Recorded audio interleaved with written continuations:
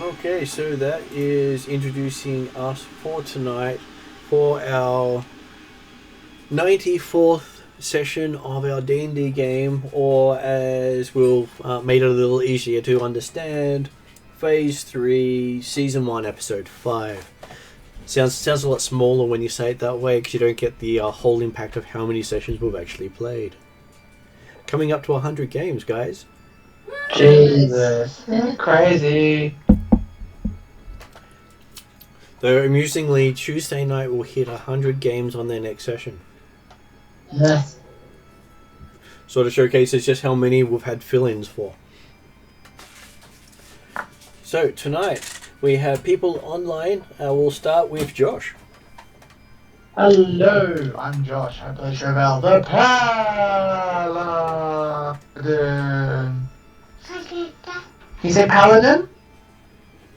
That's pretty damn close, Baba. A minute there, I was hoping she was going to say Failed Ranger. Can you take it out of your mouth and say Paladin?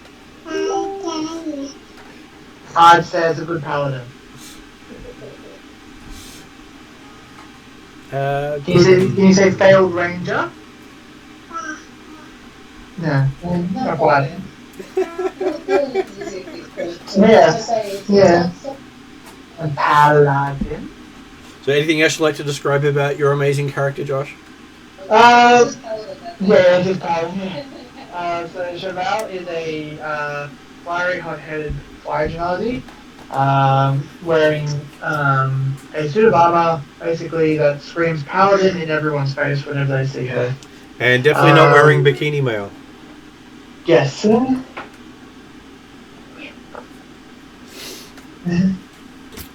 And which also brings us to M.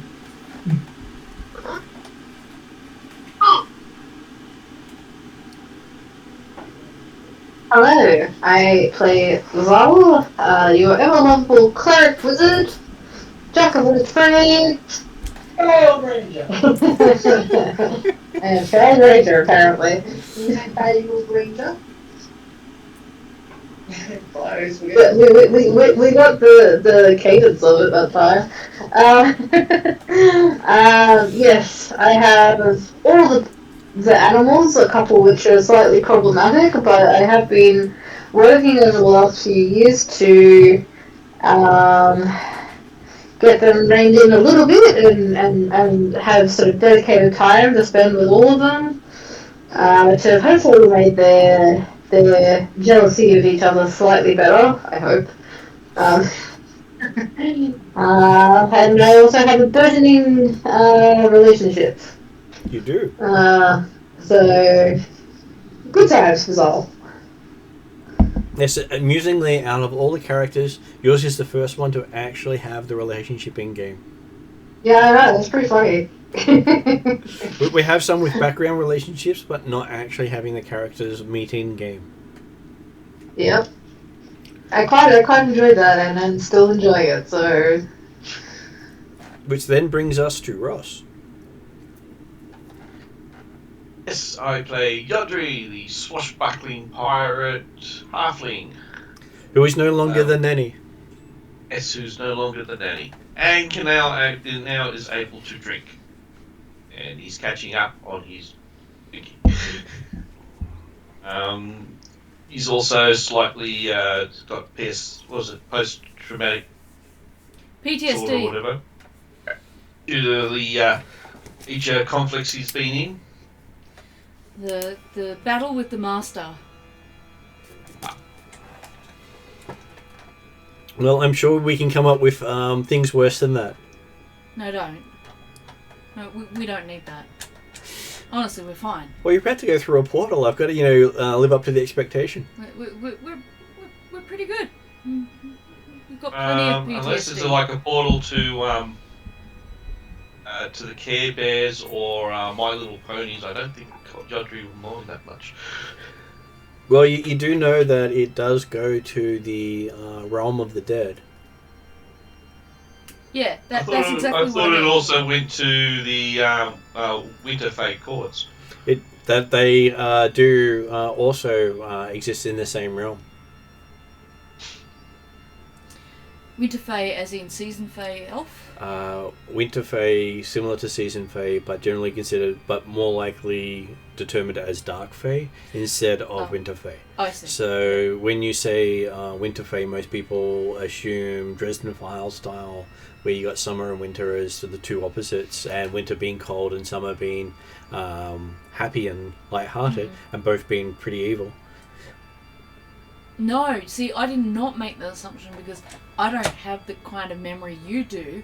So Winterfell to me sounded kind of lovely because I'm seasoned Fae and I'm kind of lovely. So I thought, well, they're just the cold white and blue version of me. Well, they're also known as a Shadow Court in this setting. Yeah, well, you see, I don't want that would be... description, Ariana. It's lovely. Basically, isn't Faye just selfish? No. But Fae because they're actually not have... good or evil, they're just self-interest. So self-interest is, in most of the role-playing games, written up as evil. So if your character is selfish in any way, Pathfinder and D&D actually refer to that as evil. And the difference is generous to a fault is generally perceived as good in these games by the descriptions of how they do good and evil. Neutral is you give where you need to, you retain what you need to, and you basically live the life that you want to live without basically setting out to harm everyone else just because you're in it. I know I've referenced this before, but for some reason I've got this vision of Sky High, and I'm like, hero! And the evil people are sidekick. No? Well, I did get to use that in one of the games this week, I think. Yeah. It's probably because I keep bringing it up, because for some reason it's stuck in my mind as a thing. Oh, why don't you introduce your But the character? sidekicks are the ones that help save the high school. Yeah, that is true. I wouldn't be surprised if it's our Friday game next week that you're planning to use it in Martin. Oh no, I actually used it in this week already. Oh, you've already used. Oh, that's right. I used it on the Tuesday night one because they were in the court with the king in the underneath the ocean. That might be why it's in my brain this week. He basically told them he couldn't tell them anything, and then banished them from the kingdom using the wave, much like the sidekick wave from Sky High. So that's how I described it to them. They were hit with the blast of "Now leave," in that physical feeling of the words. In this case, though, Ross is correct. My analogy is not really that good because sidekicks are, in fact, heroes in their own right, as per the movie. Just that they get segregated. It's another movie of segregation. Well, as the movie showed, maybe you shouldn't be segregating them. They should be working alongside with the heroes all the time. Heroes can't do without their sidekicks. That's why Therion needs me. I'm his sidekick. I'm possibly the sidekick in the game. My name is Thala. I am seasoned Fae, i.e. not evil. Probably generous to a fault. And I'm currently able to experience 3 seasons because I'm level 11. Mm-hmm. So I'm a bit of everything. Bit of entropy, a little bit of thought, a little bit of cold, a little bit of water, a little bit of everything. Which is much like Thala. She can't make up her mind what she is. And I think we're about to go through a portal. Yes, I was going to do a recap, Yep. though people will have to update Sue when she joins us because she's just gotten home. Oh, nice. So, last session you had decided to track down the undead portal network, which of course is full of puppies, rainbows and sunshine. As I'm sure Zal tells the paladin on a daily thing about his involvement with necromancy.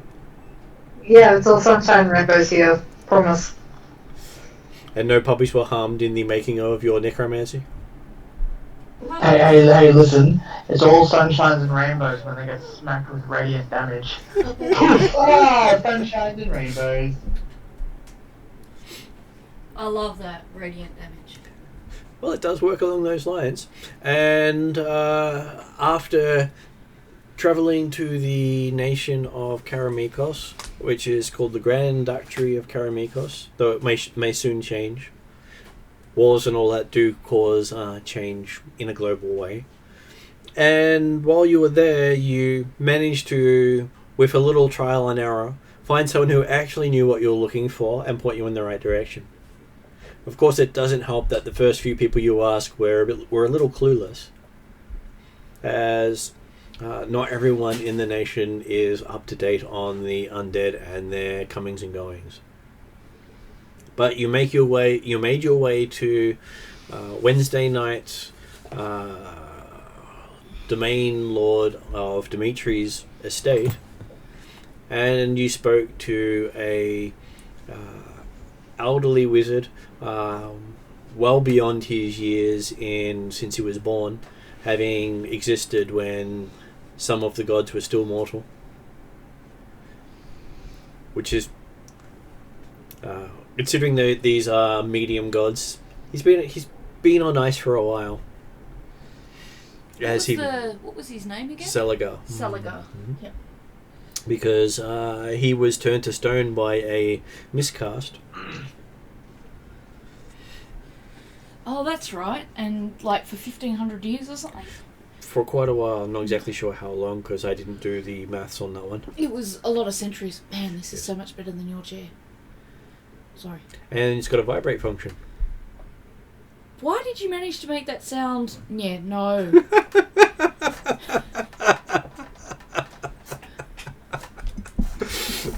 Hey, is she the one who took it the wrong way? You should know more than I do that I can't use that, because that'll just aggravate my nerves. Right. Oh. Yes, you've been decatted. Is it plugged in? Yes, it is plugged in. Thank you. Oh, I got more buttons than you do. You do. You can do more things than mine can. I'm sorry, it's the first time I've sat in it. Hey, it's worth more than 5 times what mine is. No, it's not, actually. It's only worth about... Well, how much I paid for mine. Oh, okay, yeah. Well, yeah, not quite, but yeah. This is perfect. Doesn't hurt. I'm very happy. Alright, So sorry for interrupting your introduction to me. At least you're sitting down. I'm just thrilled at my chair. It's a chair that I can sit in that doesn't hurt. And so you used that to find what you thought was the location of the vampire. You travelled to his dilapidated keep, and while struggling to figure out how to open the door, Zal managed to step through the portal into another realm, at which point the rest of the party joined Zal after casting a Dispel Magic and finding themselves not where they were last. So technically they're in a world between worlds. Mm. Oh, damn, did I not bring You're in limbo. There are many different terms of limbo. Limbo is an actual plane in the setting, and you haven't gone that far yet. Okay. What are you looking for? Is that the flavour satchel? Yeah, because I add lots of water to it, I end up having to add a bit of extra flavour. All good. So as you're exploring the gatehouse for the castle, you realise that the rest of the castle is on the other side of another portal. So you really have to do portal jumping to find all the different things you're going to. Mm. And it would be a great security mechanism because you can't attack the outer keep from the main world, and you can't attack the main castle from the outer keep. So whichever way you go, you're sort of going to find yourself stuck somewhere. And we finished last session. If you've been worried about it being a one-way door, that if you travel through it, you might not make it back. We got to ask 5 questions though. You did. And the answers were pertinent to this. They were. That you needed the blood of a relative to get back. Mm-hmm. And the one thing that was not figured out is where you need to put that blood for it to work. So it might not be on the other side of the gate. Very much like Stargate, if you remember that movie. You may have to hunt for the point to open the portal. So we didn't have enough. We could only ask 5 questions, and we. You asked them. I remember we kind of rushed them because we were trying to finish up the game. You did take a bit of time to think through them. Okay, cool. We did think through them, but that was one of the things we didn't think of asking. And the GM was nice enough to point it out to you just before you think about going through that there were holes in your theory. Yeah, well, we knew that, but it was quite late at night. It was like almost 11 o'clock or something. I like it now how quite late at night is almost 11 o'clock for a parent, but I would suggest maybe 3 years ago, 11 o'clock wasn't quite late for you. No, that is very, very true. It's like the comedian Jimmy Reese on YouTube. He's like, "Oh, so you're a new parent." I've seen that skit. It rings many, many truths. Truths, yep. Bedtime is now 8 p.m. Okay. Forgot to update some of the things on there, so I'll update that now. Luckily I was on the right page. So for those of us who, when you finished updating your bit, who have trouble visualizing and remembering, exactly where are we standing? Are we still in You're still in the gatehouse, in the world between worlds. Right, so we haven't gone through the portal yet. You haven't gone through the main portal yet. Yep, okay. Were we inside of the portal in some sort of upper level area? So you went through the main doors of the outer keep. Yep. The gatehouse. And you went up a stairwell, which looked like it was designed to murder anyone who came up it. Mm-hmm. If, say, an invading army tried to do so. Mm. And then you spent the night in a guard room. Right. So it is the first day of the 6th month. I was about to bring up what that actually means on my computer so I can keep track of stuff. Because, hey, some of these things have special effects.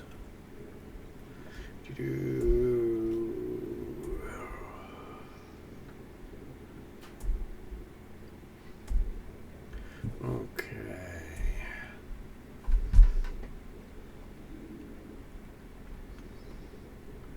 So for you guys, this is the day that the Golden Khan from your homeland picks up and moves towards his winter holdings. I think it's spring holdings, because he goes between 4 different locations for each summer season. And it's also the special day for the gods who are against time. Who's against time? There's a bunch of entropy gods who are specifically anti-time, so they basically call it a day of self-determination rising. Okay. Sounds almost Because holistically time, new age. because time is more about predetermination, as prophecy and all that sort of stuff is a big part of it, and the entropic version of it is self-determination. Just gonna move this guy off my legs over here, because it's gonna make accessing my journal really hard. I need longer arms. Thank you. Things have been found and gathered. Do you think you could put the tissues a bit closer as well? So. Yep. Jeez. Cat's like, what are they? Well, he'll examine everything that's close. So yes, you've woken up realizing that temperatures haven't changed. There's no sounds of birds or animals.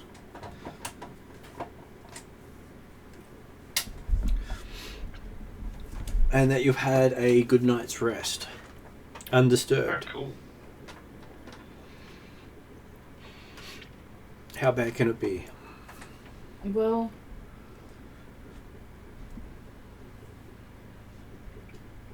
knowing you, it could be very bad.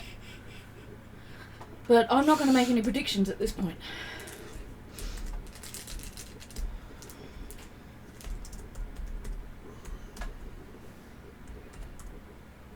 So, wait a minute. One of the questions was, can I return through this portal without needing anything else? And the answer was yes.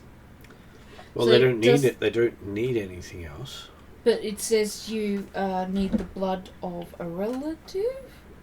Because we have a relative, we don't need anything else. Oh, I see. Because we already wasn't had the it- relative. Right, Yeah, alright. but wasn't Thank it an you. unwilling relative? Yes, that it is also was- true. It was just, does it need to be a voluntary donation of blood? And the answer is no, it doesn't need to be voluntary. So, if your relative is not willing, that doesn't matter. I think that's right. It was determined that it had to be unwilling. Oh, it had to be unwilling. Okay, so I definitely had it wrong. Apologies. Which, considering the place is very evilish sort of vibe, you don't particularly want to be the family member of the people who run it. Am I the only elf in the group? You are the only elf in the group. Are there any half-elves in the group? There are no half-elves in the setting. Then I'm pretty sure I'm not related to anyone. I'm okay. This is good by Thala, blood is icky. And Yodri's the only halfling in the group.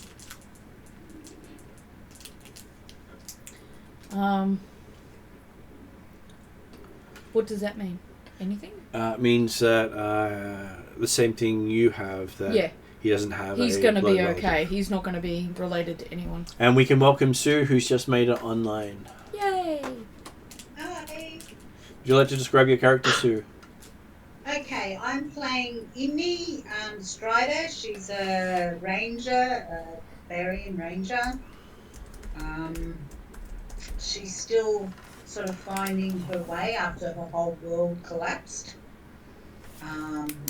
But I think she's doing a lot better now. This is good news. So yeah, she's climbing her way out of the darkness she found herself in. All depends on where we ended up with her hero.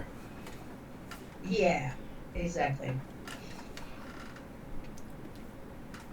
Okay, so it's what you believe to be morning.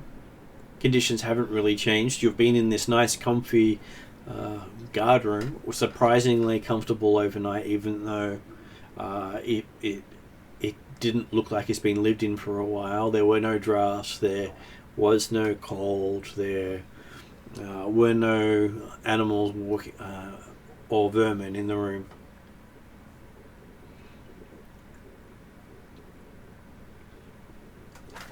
I guess we want to figure out if we want to go through the portal, or if we want to wait out and observe the portal for a time before we decide to do that.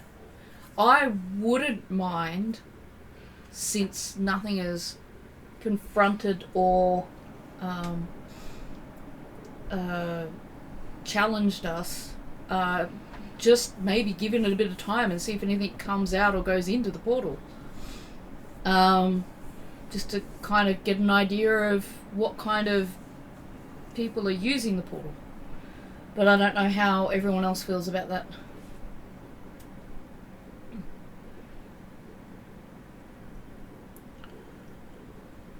Well, currently the others don't seem to be too worried about it, having no Well, we don't know responses. how long somebody's going to take to pop in or pop out.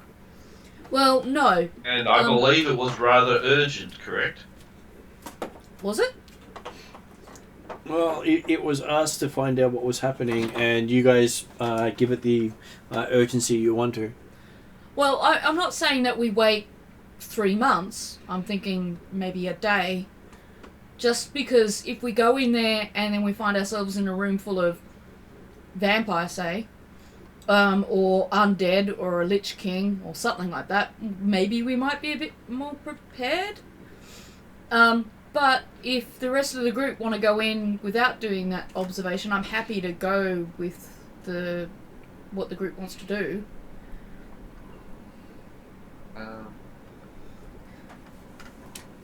Can't really see what's on the other side of the gate, correct? You could see a long bridge heading towards a large castle. Okay. Okay, so this is like a portal maybe to the castle. Which is probably where the vampire lives. Or something else lives at least. Yeah.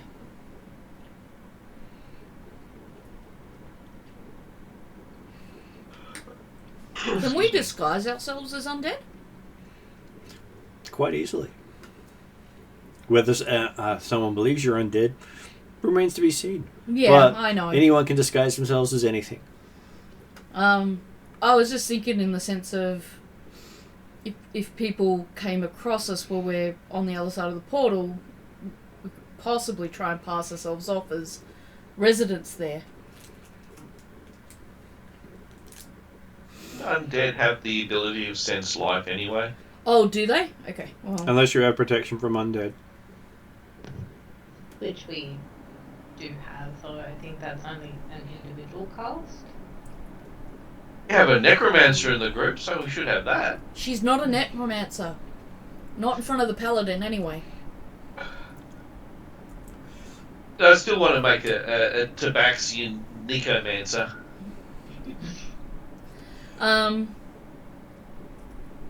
So, how does the rest of the group, Josh, M, and Sue, feel about whether or not we observe for a few more hours or a day, or whether we just go in? I mean, Well, just observe, I think, is, how long have we observed for now? I mean, how much observation do you need? Well, I guess the thing that Thala's hoping to do is to see what goes in or comes out of the portal. And yes, we have been there overnight and we haven't seen anything, so there may not be anything more to see, which is why if everyone else goes, let's go in right now, she's not going to object. But that's her character is cautious by nature, so she's not necessarily gung-ho to jump in there straight off, so that's her inclination at the moment. Okay, well, if everybody's rested and all up top hit points and everything else, I don't see why we shouldn't go in. Yep. So just to point out, it was stated that you might not be able to come back straight away. Yeah, we don't know how to come back. And that you don't need anything else to come back, but that doesn't mean you actually know how to come back. Maybe we should wait and watch for something to come through back this way, or somebody going through that we can stop and ask how you get back. well, no, we know how to get back, but as Martin pointed out, we don't know where we have to put that item being able. So we know a little doing bit about one of it, but not Yeah. everything. We know a little bit. And they don't actually know if the activation will activate for people other than those who used it. Yeah, so if Josh and Em, who are related, go through, they know they can get back because it requires the unwilling bloodletting of a relative, so they can just stab each other, or one stab the other. And when I say stab, it doesn't have to be a death blow, it could just be a nick. As long as there's a bit of blood, I'm sure that's all it needs. But if you and I go in... don't know if it needs to be a death blow. Well... It could have to be a death blow. Who knows? Well, then it'll be a sacrifice, not... Who did we Just ask all blood. those questions of? back It there? was Was one that of a your spellcast? spirits, I think. You asked it of the commune with the gods. Oh, okay, right. And you can't just do the latest Dungeons and Dragons movie and do it again? Yeah. I dig up another body. You could ask a different god. We could get some very interesting answers. I think we wait a day, Yeah. maybe, because that would be more than enough. Because Yeah. if anything's going to happen, it's probably going to happen within a day. Yeah. We can And that's all I was make sure suggesting. we have stock of everything, and if we feel that we want more answers, then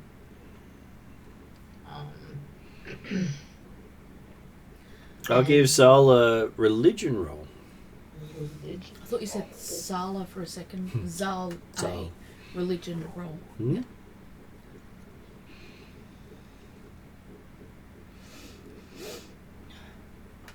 Do you remember who communed with which god? Was it me or Zal? I believe it was your character Me, who did yep, the commune cool. because everyone helped you with the questions. Yep. Cool.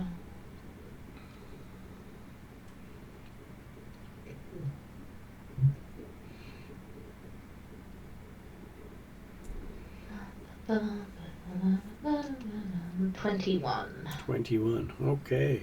So, from what you know of dealing with the different planes, the plane of the dead would probably be the easiest to access on this day. And the next easiest time would be in 3 months. So if we're gonna should act today. The portal would be would have the strongest connection to the natural world. So coming out of the portal would be easier today than it would be a week from now. Today it is. Right, so it would make more sense that something could move out of that portal today.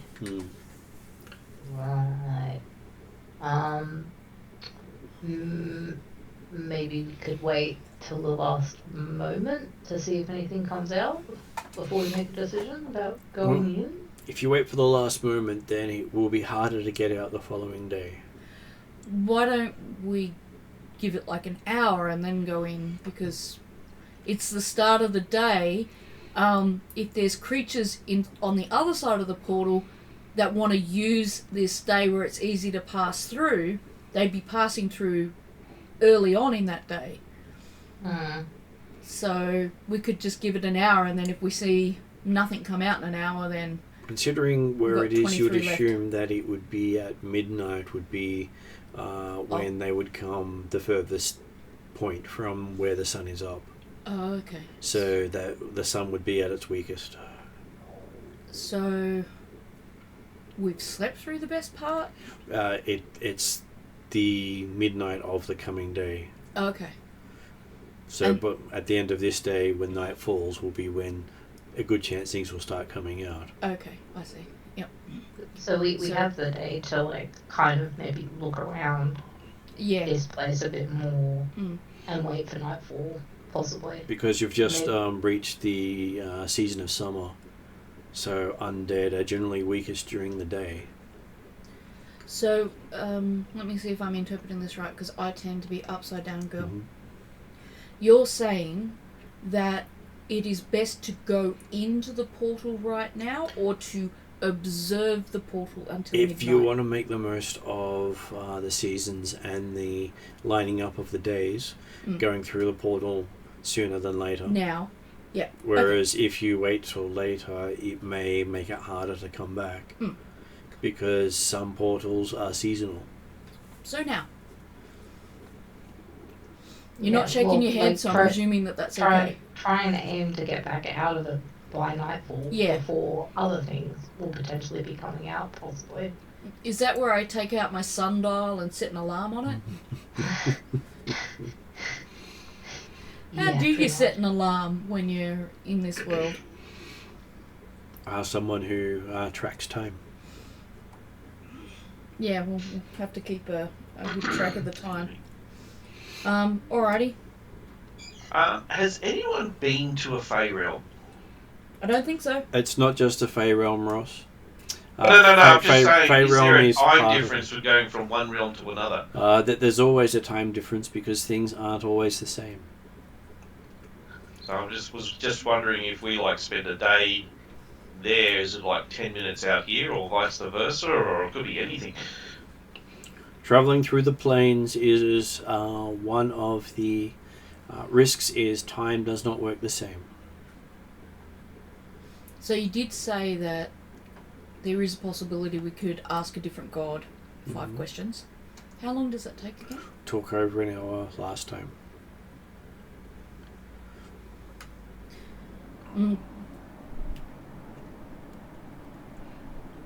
Because I'm wondering whether or not it's worth asking these questions that we're now asking that we just don't have a way of researching.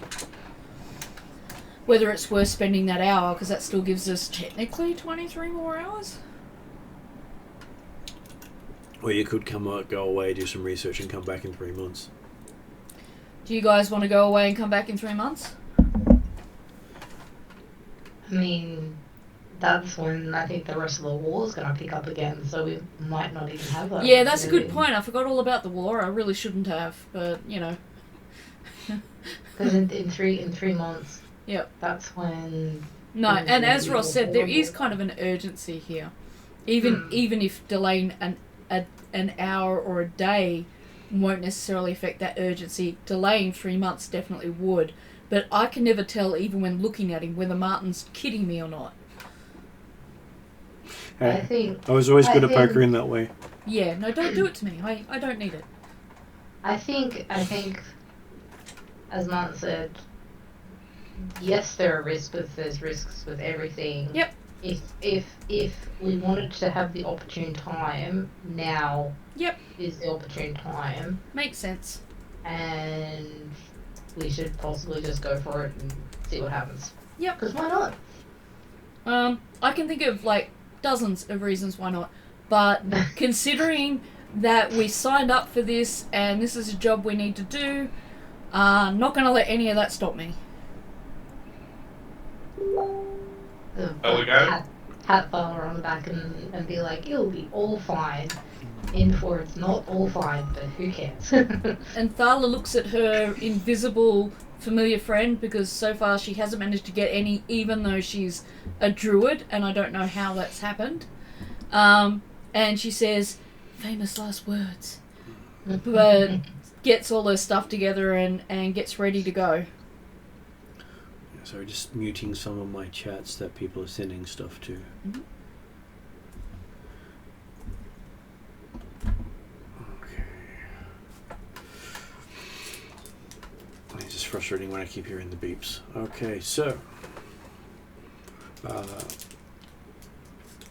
who's gonna go through first? That's always an interesting thing to think of.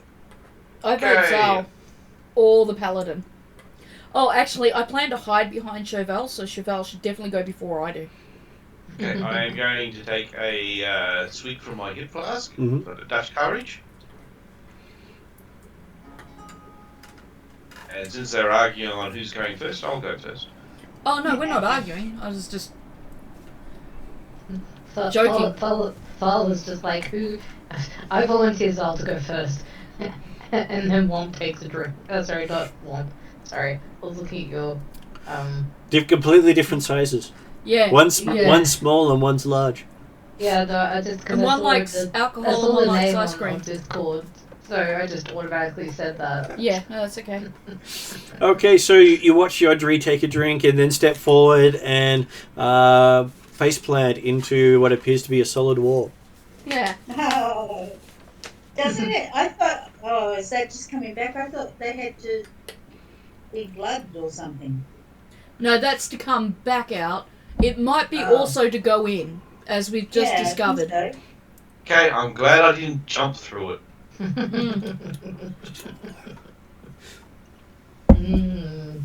Interesting. And Yodri's not sure what he's seeing stars from, but he is seeing stars right now. Not the good kind.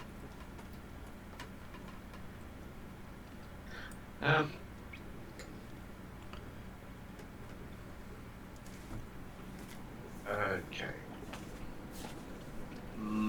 Maybe you have to be associated with death to pass.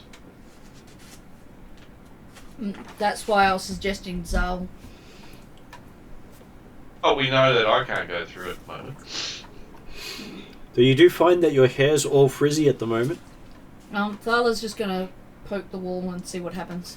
Yep, the walls feel rather solid to you. Okay, alright. So it looks like we might need blood to go through. I'm going to examine, see if I can see somewhere where blood might be applied. Do I need to roll?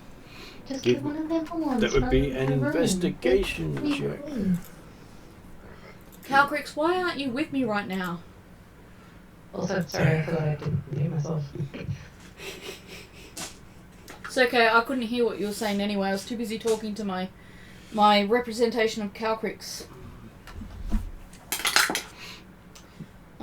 Get that at a whole +2. Really? Yeah. Well, it's not too bad. But it's probably not good enough because it's 18. Really? It's only +2 for investigation? Yep. Can I argue to use something I'm better at? You could probably argue, but Can I do it convincingly is the problem. I'm trying to skills.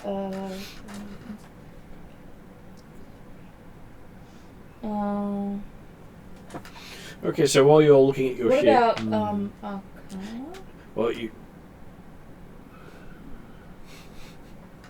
What? I've got to argue about why it's wisdom over... Is it intelligence? Well, you could potentially do Arcana instead of Investigate. But at the moment, you started out with one, and we'll switch to the next one if you don't find anything. Okay. And my other option was to ask about perception, but we'll go with that. 18. And I was going to ask what Zal and Cheval were doing while you were doing investigation, as well as what Imni was doing, because those three haven't done mentioned anything anything yet. Yeah. Okay, so asking Zal first. What's Zal doing? We're having a slight argument. I don't know what I'm doing. I'm probably just watching proceedings and thinking. Okay, deep in thought. Moving over to Cheval. What is Cheval doing? Probably caught up in the same moment that Zal's caught up in. Just sort of check. Should I just going to quickly swap over to better technology? Okay, so while Cheval's changing technology, we'll ask Imni. What's Imni doing? She's probably just going to wait for the other ones to try and work this out. She'll probably be the last to go through the portal. So she's the smart one. Let them figure it out. Just wait until you're ready to apply the fists and the sword. Cheval has upgraded technology, so what does Cheval choose to do? Cheval will touch the portal. Okay, you put your hand forward and you feel something pulling on you. Oh.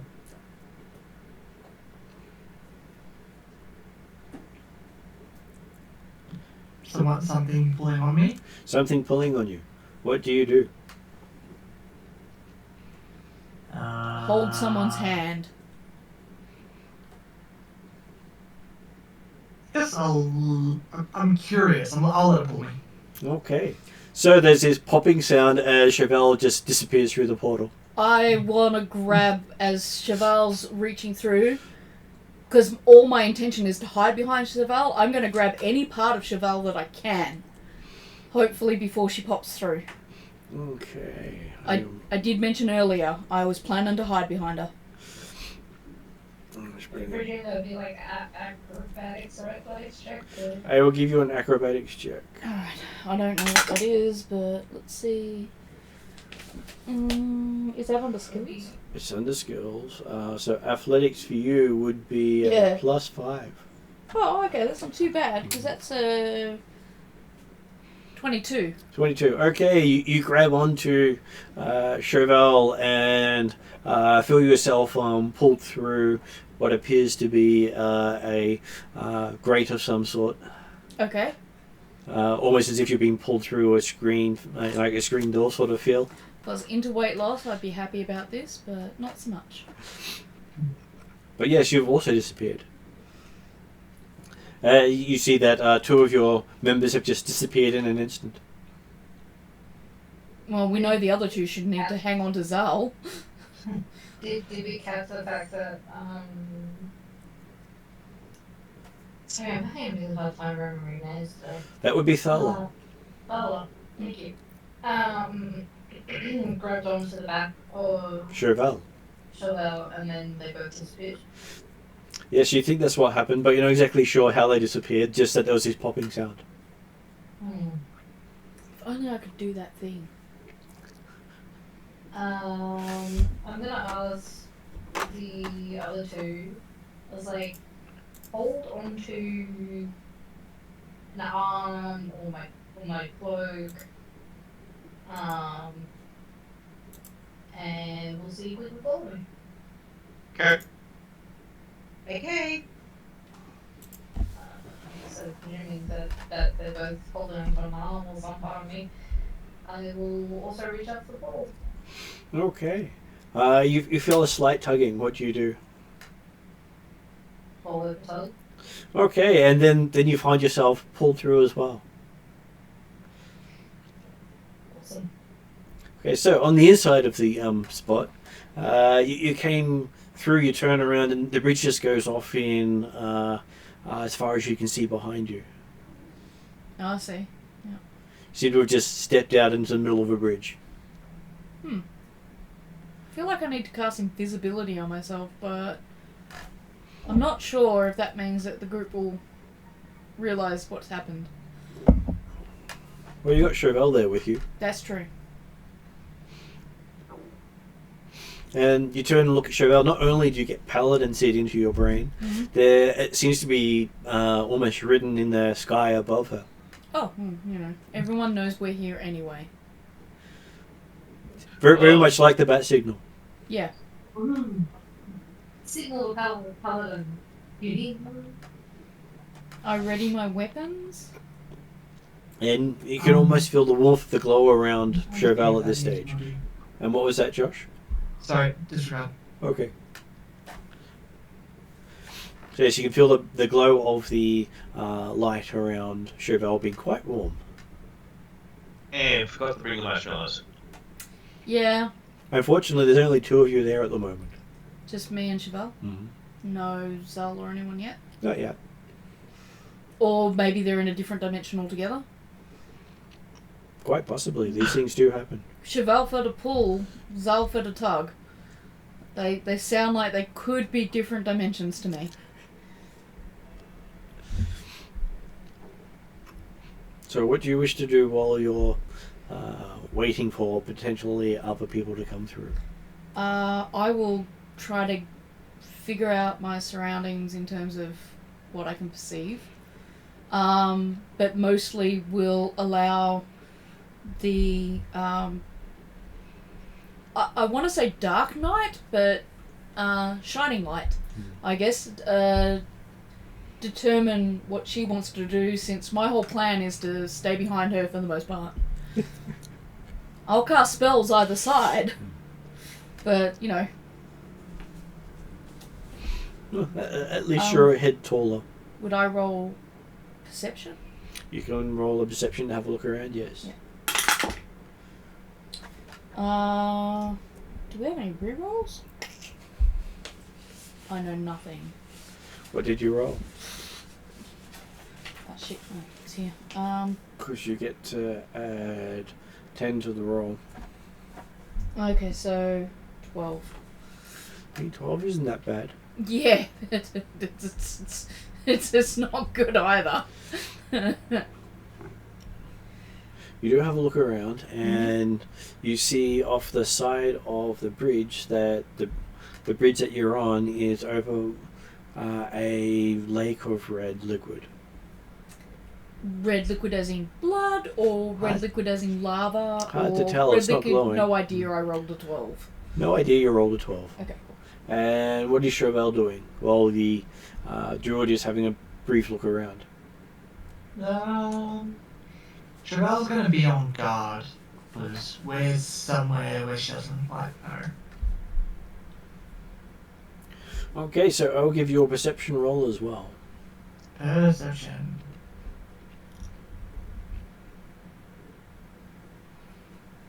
That's under wisdom.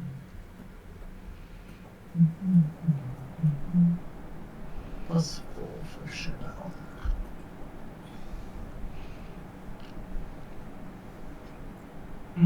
Chauvel probably doesn't see much. You rolled a 2 too. I rolled a 4. Oh, okay, slightly better. So I got 8. or not. That doesn't have as high a wisdom and proficiency as you have. I'm rethinking whether or not I should ask for that reroll. I should put that dice in jail. Okay, so Chauvel doesn't see any threats coming towards you. See. How long are you willing to wait on that location before you do anything else? Is there a castle before us still? There is.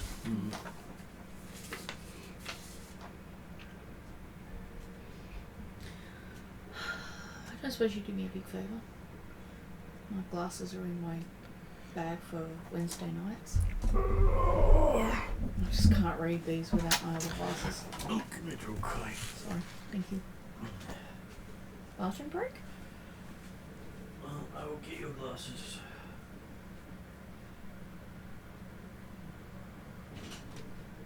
Yeah. Well, sure. Val's happy to move along. Yeah, well, because we don't have Zal and all that here, I'm a little bit uncertain. I was going to look at I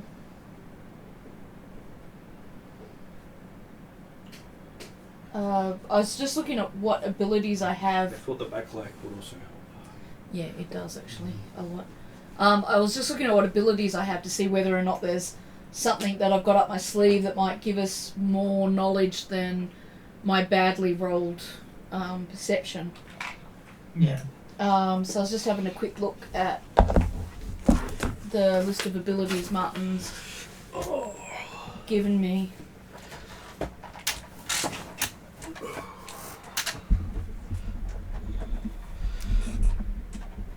Eventually when I update her laptop, she will have an easier time finding the stuff online.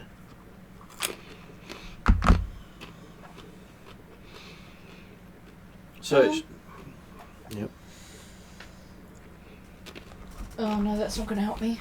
I was just looking for something, whether or not it was a spell or, asking like for guidance or something like that, as to something that could help me do perception, but better, if that makes sense. I keep seeing this one in my spell thing though called Goodberry. I've never tried it, and I'd really like to try it one time. Alright,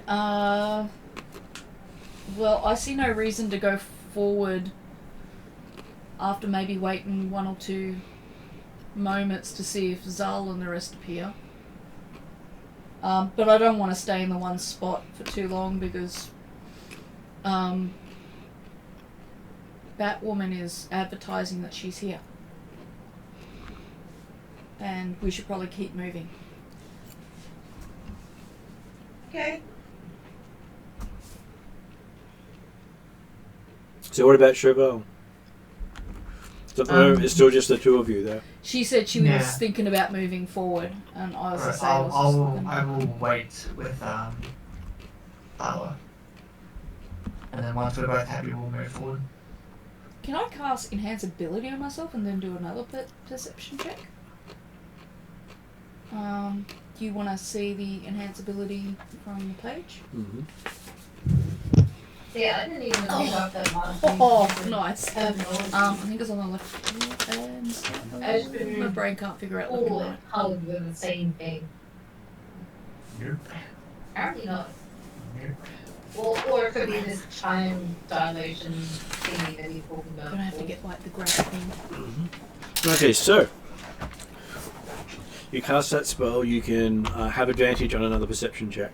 Yeah, okay. Because I'll use Al's wisdom on that one. That's 17 plus. So you roll twice and take the best. Oh, right. Okay, cool. 17 plus. Did you say 10 earlier? And then you said another 2? No, you rolled twice and took Oh, the you best. rolled twice. So 27. Mm-hmm. Do I notice anything different? Okay, looking in the distance, you can see that it seems that the path behind you splits off in 5 different directions. Right. So that means that there's probably 5 other citadels in those directions. Okay, yeah. And there's one in this direction. Okay. So giving you the idea that it's probably a larger network than you were expecting. Okay. And that the portal home is not where you came through. Okay, so we've got to find the portal home hopefully by the end of the day, depending on how things go. And that the portal home may actually be time dependent. Oh, okay. So that if you tried to go through the portal at the wrong time, it won't be there. Like, we might be stuck here for 3 months? Or it might require nightfall on the outside world. Okay. Just trying to see if I've got a spell that lets me find, like, Zal and that.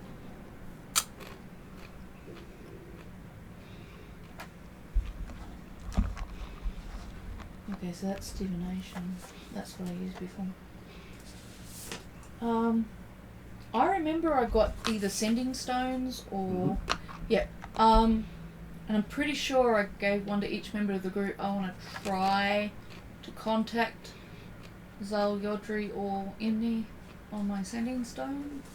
Trying all 3, nothing really happens. Okay, alright, no, that's bound to happen. Says they're not in the same world that you're in.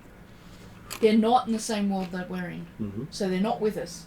No. Alright, well I tell Chevelle all of that, basically, that there's 5 other paths in that direction, that where we've come in may not be how we get back, and that as far as I can tell, Zal, Yodri and Imni aren't in this world where we are at the same time. Well, they didn't grab you as you went through. Well, yeah, wherever they've gone. Most likely still on the other side of the portal. Yeah. What would Chauvel like to do? Yeah.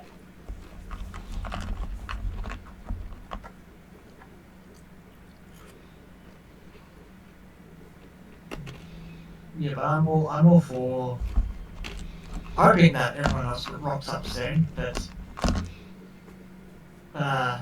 probably very unlucky, or very probably not likely for them to probably pop through all that and might have to move forward.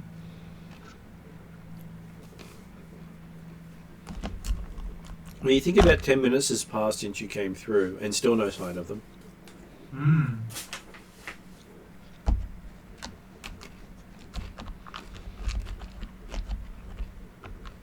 Interesting.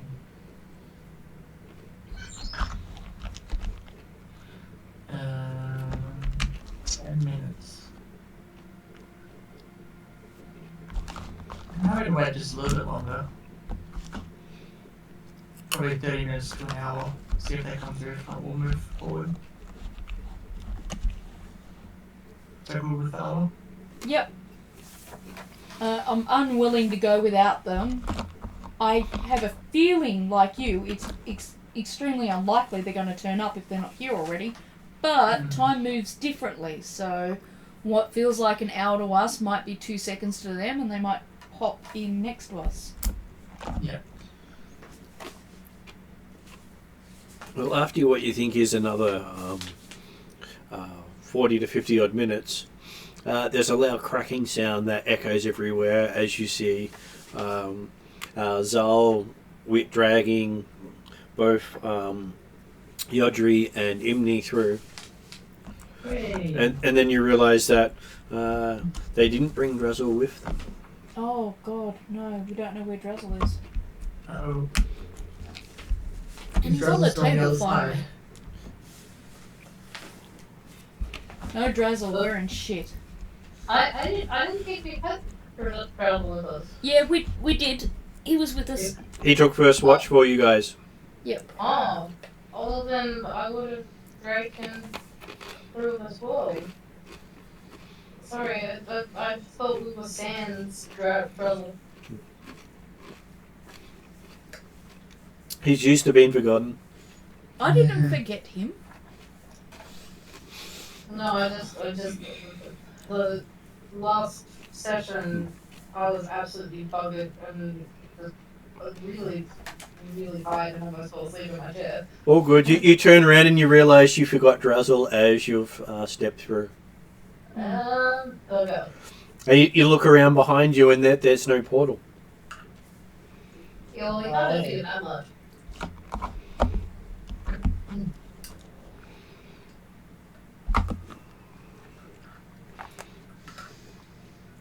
And you see a rather agitated-looking elf and paladin waiting for you.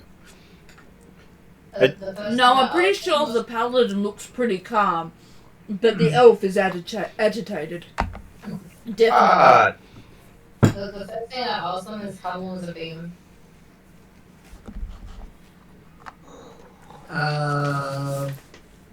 Just under an hour. Okay, so I got bored. you got bored. Got bored. Okay, well, so the time dilation is not as bad as it could be, because we followed you About a minute later. a minute later. And we turned up an hour later. So you're saying an hour here is worth a minute in real time. In our time. Or could be. Sounds like it. At least for now. I mean, it gives us more time here than what we realised. Which means you have 480 hours till nightfall. There you go. Nice. So we have 20 Yeah. days. Thala looks at Chevelle going, that's great, and at Zal going, nice, 480 hours, and she's like, no, not nice, I don't want to be here 480 hours. On the plus side, at least it's not years. Yeah, that's true. I look at the agitated elf complaining that she doesn't want to be here for like 40 days. And try and reassure her that we hopefully won't be. And when you're trying to do that, it starts to rain. Oh, I don't mind that, I like As rain. each of you gets blotted with a red substance. With red. Is it blood? Yes. Rain. Alright. Blood rain! I was about to say, this is going to be pleasant. I ask Chevelle, are we heading towards the citadel that's closest? I would say that's a good idea, considering we came out here. I am going to start heading in that direction, regardless of whether the paladin's there, because I'm being covered in blood.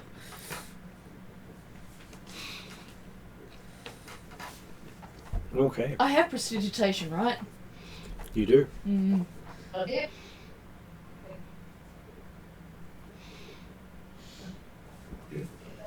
Sorry, I was trying to say, I think a few people have prestidigitation, at least 3 of us.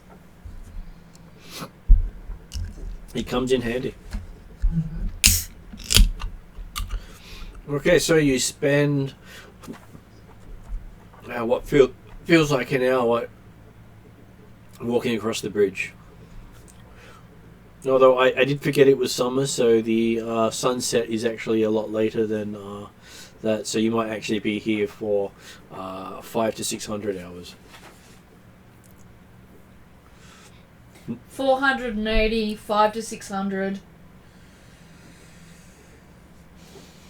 It all Give or feels take. like a long time.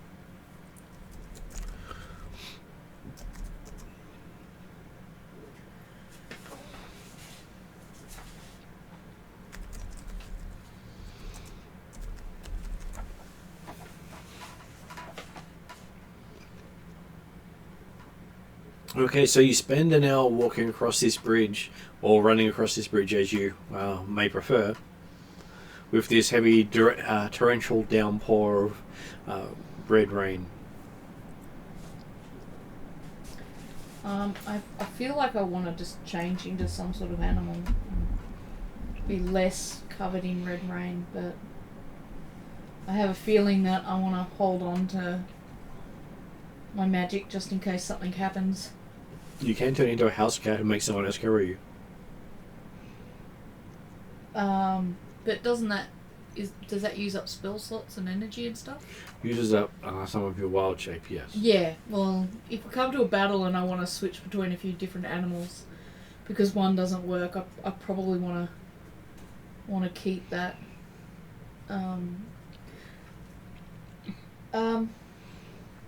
Yeah. Octopus hat. Sorry, I got two people talking at that one point. I'll start with Ross. What was Ross saying? I was saying no octopus hat. No, not this time. Although, I guess... About a parrot. Pardon? About a parrot. Well, yeah, but the whole point is I don't want to use up one of my animal shapes in case at some point later we encounter something and I turn into a lion and a lion doesn't work, so I'll turn into something a bit more vicious, and if I use up all my slots, then it's just blood. I'll use prestidigitation when it gets too much for me. Oh, not really that much on turning into things, but is it environmental based or not? Since we're in a different realm, are you able to actually shift to that? As far as I know, it's a natural ability in the sense that... It's shape-shifting ability of the druid. Druid, yep. I'm not 100% certain. Is it actually fixed into... Are you trying to question whether or not a druid can shapeshift if they're not on the specific planet that their god supervises? Yeah, because I don't know if the gods are actually here as such. Well, I have a feeling, Yodri, that your actual reason for questioning all this is that you want me to test it out and be an octopus hat on you. Right? I don't know. Actually, I'm trying to be funny. There's one way I could do it. I'll just summon up a tentacle. Can I actually summon up a tentacle? Using what ability? Using my warlock ability, I can summon up a couple of tentacles. I think it's how many times can I do it? I think it's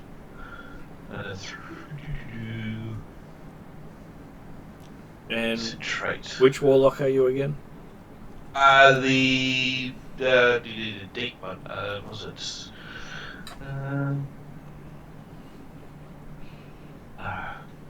To the sea effects. Fathomless. Mm-hmm. I can do it 4 times, so I'll just do it once to see if I can actually summon up a tentacle.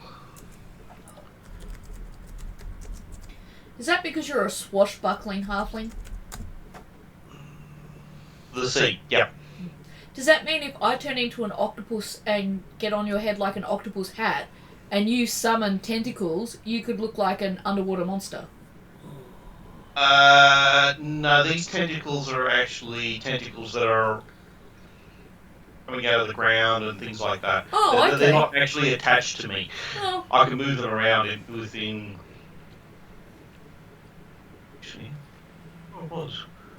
I don't know. It's just a weird that kind of like thing. I summon a tentacle out of nowhere. Okay, so you summon a tentacle. You feel the ground shake beneath you as you hear a loud roaring from below. Uh-oh. Okay. I'm going to start moving guess faster. I'll cancel that now. And as you're trying to hit deny, close, it doesn't seem to be working at this stage, as you see these 4 large tentacles start rising up either side of the walkway.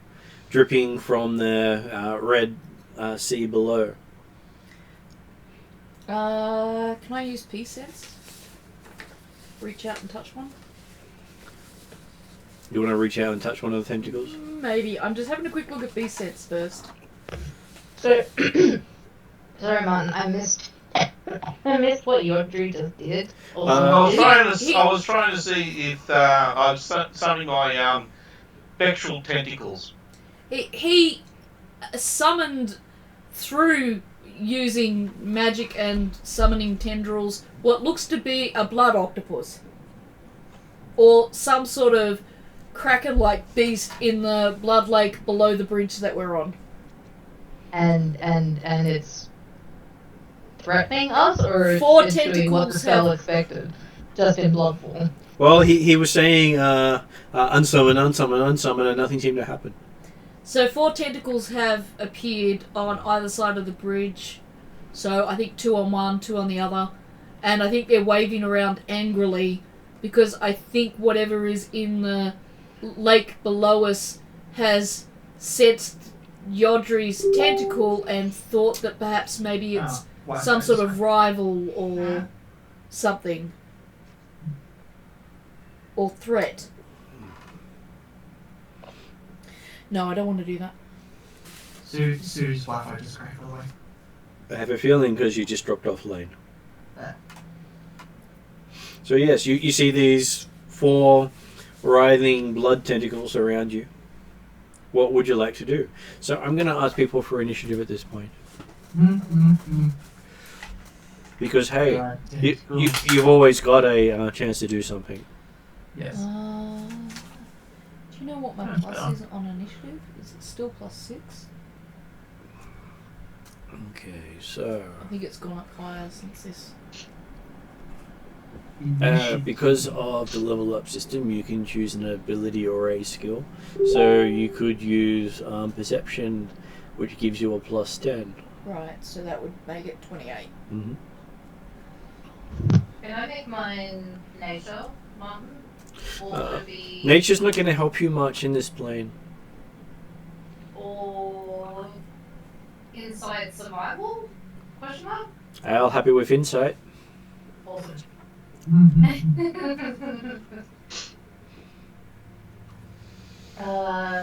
24 as well. And what about Chauvel? Can Cheryl use perception in this one? Chauvel can use perception on this one. We'll get 24. 24, 21. What about Yodri? I got 31. You got 31? Yay, someone else goes before me! And they get to roll initiative. Did you want me to roll for Imni or just wait until she Imni's gets back? back. Oh, she is? Yeah, that was just her speaking. Oh, was that her quiet voice? That was me. Yay! We lost I rolled you! 14. I'm just going to find my character sheet again. Hang on. Everything crashed. Yeah, crashes aren't fun. I'm like, oh, something's happened. Yeah. Okay, +3. 17 all up. 17 all up. Okay, so that's going to be fun to see what happens. Martin, can I delay my go? I've just got to go to the bathroom. All good. So, Yodri, you're up first as you see these writhing tentacles risen up around you. Okay. See if I actually can control them as such, and order them to move away. It's a bonus action.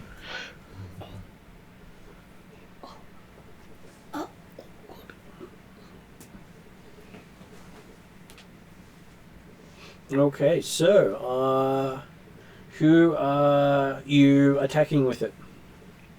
Big pardon? Who are you attacking with the tentacle? I'm not attacking anyone. You cannot direct it without attacking something. So pick your target. Who are you attacking? Okay, I'll attack the other tentacle. Okay. So looks like we get a D4 to see who you attack this round.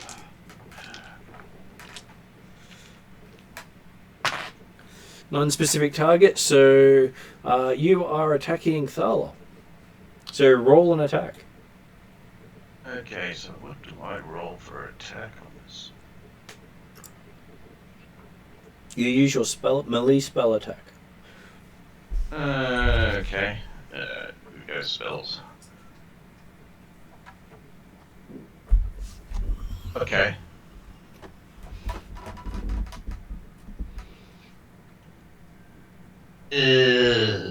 That's a 21. 21. Okay, so you hit Thala with one of the tentacles. So you get to roll I think it's a D8. 4d8. Or D8. Yep. Holy shit, these have been buffed. Well, technically you've got 4 tentacles.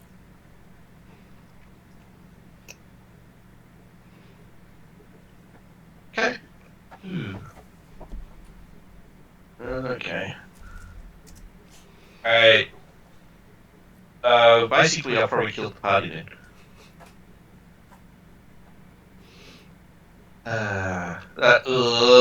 That's 20 points of damage.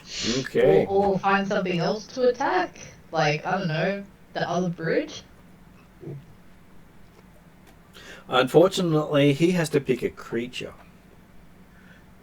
But So, if he is to move the tentacles, he can only move it in relation to attacking a creature. Because it moves and attacks. That's all the tentacles do. Someone knocked me out. Well, because you chose to move it, you automatically had to attack with it. It's the unfortunate thing with the way they work. And the tentacles don't consider the other tentacles a creature. So it was something other than you that was within range. So, Zal, you're up.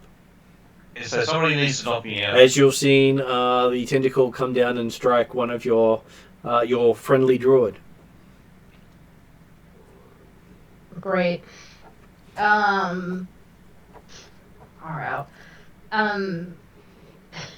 He cast that as magic, right? No. He just called forth the tentacles from the deep. Wait, how? He's a warlock. He used his warlocky I contact the horrors of the universe to assist him. Okay, so dispel magic probably wouldn't work then? It wouldn't work on it because they're technically not magical. They're an ability. Have you got a sleep spell?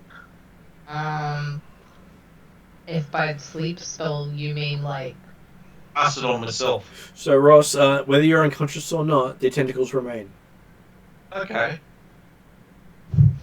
Guess we'll find tentacles. Because you can't unsummon them. Okay. Think very much like the D&D movie where he had to ask 5 questions and the creature had to answer 5 questions before it could go back to rest. Well, this isn't asking us questions. It's asking us questions by literally like whacking us to death. Well, the tentacles are there for a duration. Oh, duration. Mm-hmm. Would I know what that duration is, or is this kind of being whacked because we're in a different plane? It could be. Yodri would know the duration, but you've never seen him use it before. Awesome. Would I be able to do an insight roll on it, maybe? Sure.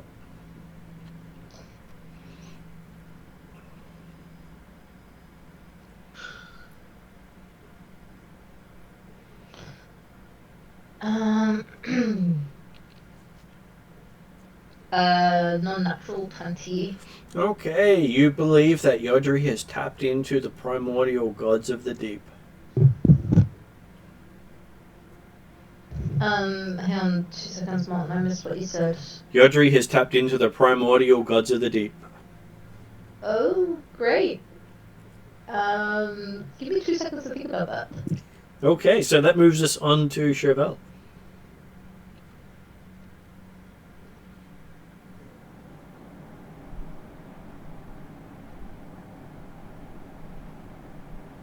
Sorry, Martin. Josh was asking me about dinner. Yeah. But the inside roll is the only thing I could really do, right? Technically, yes. Okay. I couldn't then attack it because the inside roll would have been my action. Is that right? It would have been your action, yes. I really gotta remember that D&D doesn't have like 3 actions. You have just a move and an action. So in D&D you have 1 action, 1 bonus action, and 1 reaction.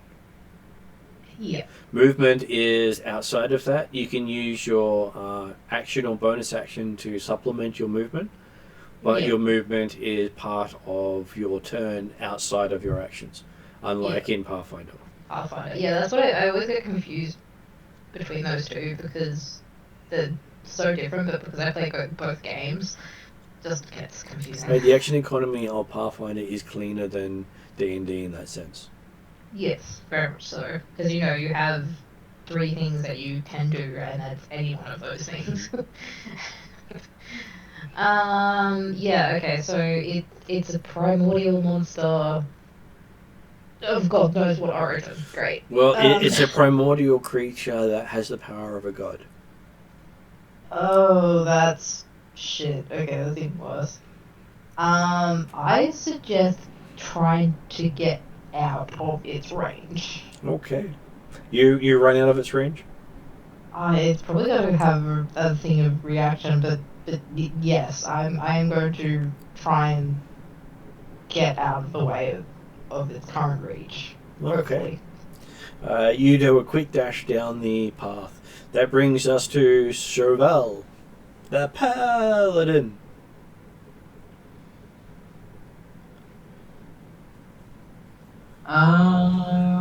I see Zal. You see Zal run like a little girl. 2 seconds? No, pop up.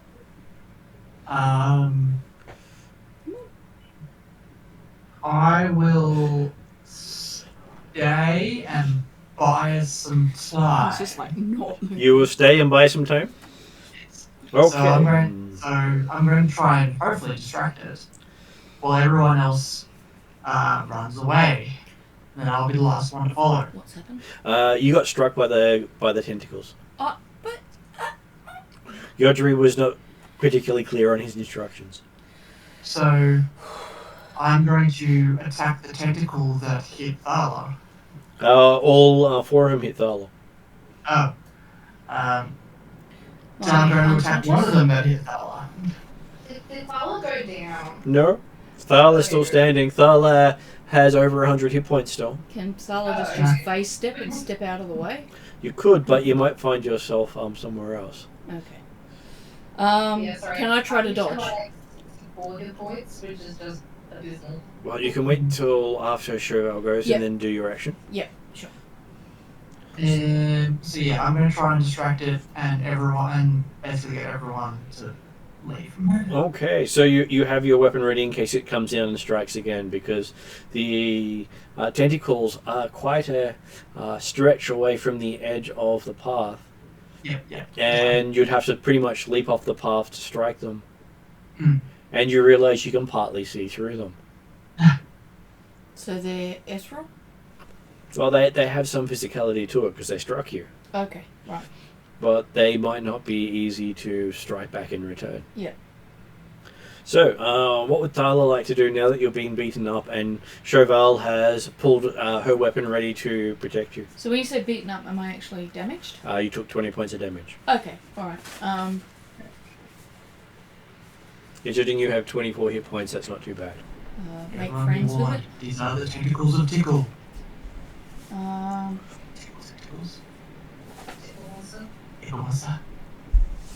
AKA Josh, Tickle above. And you. Yeah, well, I can fight back. I'm trying to figure out how to make friends with it. You can make an insight roll. Yes, can I do that? You can.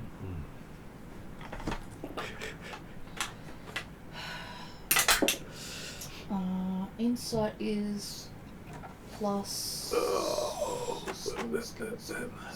You have. Wisdom. You can add 10 to the roll. So 29. 29. Okay. You realize these tentacles are a part of Yodri's pact with the Elder Gods. Oh, And he summoned them himself. Yodri, please unsummon your tentacles. And he's never been able to unsummon them. Right. We need to move out of this space where the tentacles can't reach us. And Yodri's not really used this in combat much, so he doesn't really know how it fully works. Alright, I yell at everyone they need to get clear of the tentacles, because I'll explain after we get clear of the tentacles. You notice that Zal has already started running away. Yeah, that was the whole idea of Chauvel. Chauvel Yeah, was also yeah. the bodyguard to hopefully take the tentacles beating so everyone else gets like. Which brings us to Imni. What would Imni like to do, seeing these bloody tentacles around you? He's going to attack the closest one. Okay. I was going to say, keeping in mind that Thaler has just told you that these are Yodri's tentacles, and we should just Doesn't run. matter. Doesn't matter. He summoned them. They're you know, a monster. She's going to kill them. Can you? Now, she might not be trained in the occult style of stuff. Yeah, no, I'm just wondering. She out has of no curiosity. idea. So she's just going to attack it. See monster, hit monster. She just sees it as a monster. She just Can't do that. Shell. So, what ranged weapon does Imni use? A longbow. Okay. So she pulls out her longbow and fires. Give me an attack roll. Okay. I'll get plus 11 to it. Which is probably a good thing, because I rolled an 8. Okay, so you shoot and you see your arrow go flying, and you seem to have missed because it hasn't struck anything. So it's non-corporeal. You're not quite sure, but you don't think you're that bad a shot. So did anybody else, when Cheval tried to hit it? He didn't hit. He readied to attack because Chauvel uses mainly melee weapons, and to attack it with a melee weapon would be requiring him to jump off the bridge. Oh, okay. And she's not that silly. Hopefully. Yeah. Okay, well that's interesting. I've got to let them know that I tried to shoot it and I'm not a bad shot. And for some reason, it's missed it. So maybe it's magical? Maybe it's got some sort of protection? If I can, Thala reiterates that this is Yodri summoning, and the best thing we can do is keep clear of it. So, now we're up to Yodri. What would Yodri like to do? Who is he going to attack next? Okay. Run, you fools. Can I? Zal have a bonus action there? What would Zal like to do? if he hears Yodri say, "Run, you fools," Zal's gonna say, "Way ahead of you." Yep. I'm using this spell as a sort of what it's intended for. If I use mirror image, Oh god, you're gonna double them. And get the tentacles to attack the mirror image. You can't because that's yourself.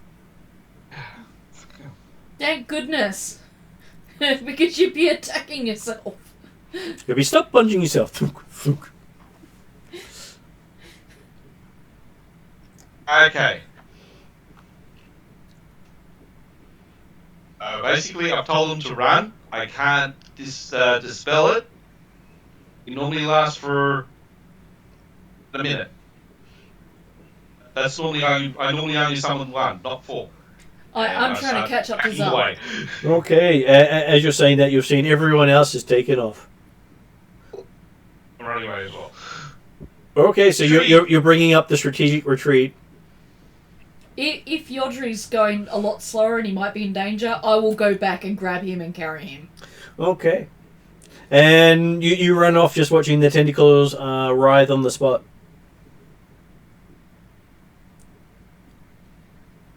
Okay, let's not do that again. I think you need to practice that one. No, that got boosted like ridiculously. Normally I just summon up one tentacle. You do have an inkling that this may be the realm you're summoning them from. Maybe they got lonely.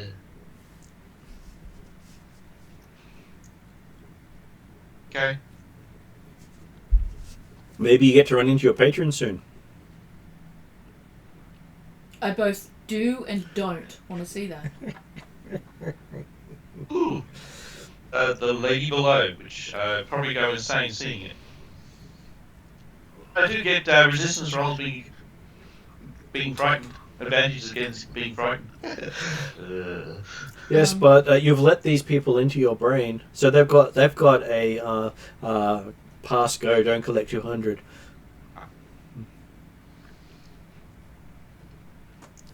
So yes, you run down the bridge until you realise that you haven't directed it this round, so it's not going to attack anyone until you direct it again. Okay, cool. Well, that's good. And after more than a minute of running, you realise it's still sitting where you left it. Ah. Might be there for several. Was yeah. it so a minute? It's probably going to stay there maybe for an hour. Or more, if this is the realm it comes from. Okay. It may not ever go away. Well, 24 hours or 12 hours or whatever it was turned into 480 to 500 to 600. On so the plus minute. side, at least we know where the portal entrance was. No, that's not the entrance. You'd We already determined travelled from. early on that where we appeared is not how we go back. And you'd already travelled from where it's you a popped good, in. It's a good marker of where the other paths are, because didn't you say there was 5 other paths? Yeah, in the other direction. In That the is other direction. True. Yeah. My At least, marker at set. least we know where to go back to. So as you turn your head, you do notice that the different paths are pointing in different directions depending on which way you look. And you realise there's really only one path. All you're doing is how you perceive the path is which direction it's going. Ah. This sounds like fun. That's part of why it's not the prime material plane, because it doesn't follow the same rules. Yay! It's like that upside down staircase, like chasing scene where like you go through a door and then you're on like an upside down staircase. You get to the bottom of the staircase and you're like on the top of that staircase and blah blah blah blah blah. Yep. I have to say, that's unsettling because you're describing my brain.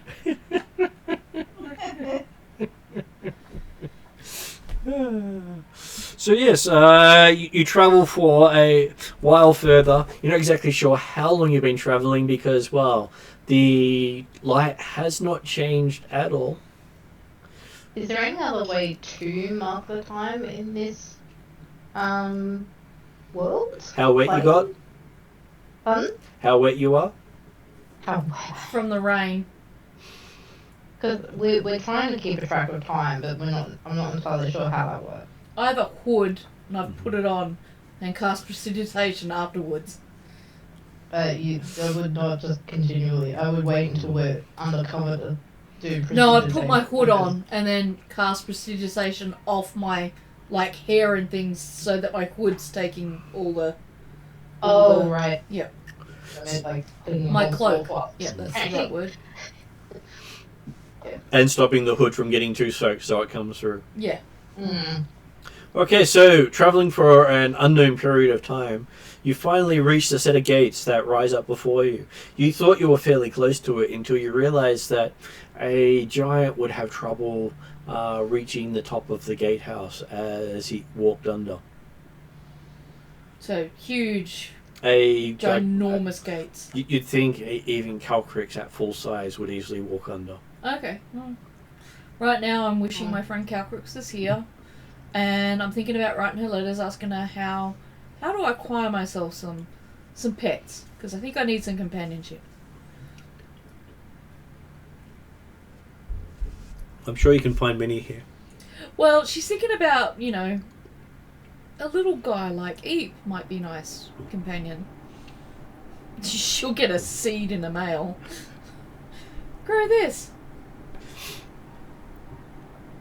Okay, as you reach the gate, you hear a loud clicking sound as the gate is slowly opened by some sort of mechanism on the inside. Can we perceive whether or not we've tripped a trap or something, or? Well, you're sure that people have noticed you coming with this big writing of Paladin in the sky above you. Yeah, that's true. I will proceed in my... I will follow my previous plan and step behind the Paladin and follow her in. Be very hard for anyone to see you behind the Paladin because, hey, the Paladin is quite bright here. Well, I might be a foot taller, but I'm relying on that brightness to, I'll hide in her glow. Hope she doesn't mind. Okay, so I'll give everyone a perception roll at this stage.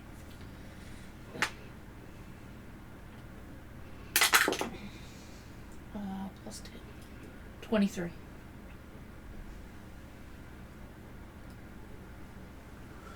What about Soul and Womp?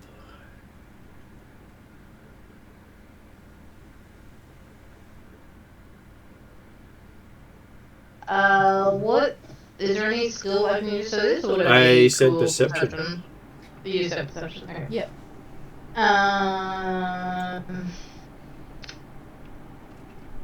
Where's my perception? Where'd that go? That is not what I wanted. 11. An 11. Okay, so what did Yodri get? I got 22. Got 22. And what about Chevelle? 22. And how about Imni?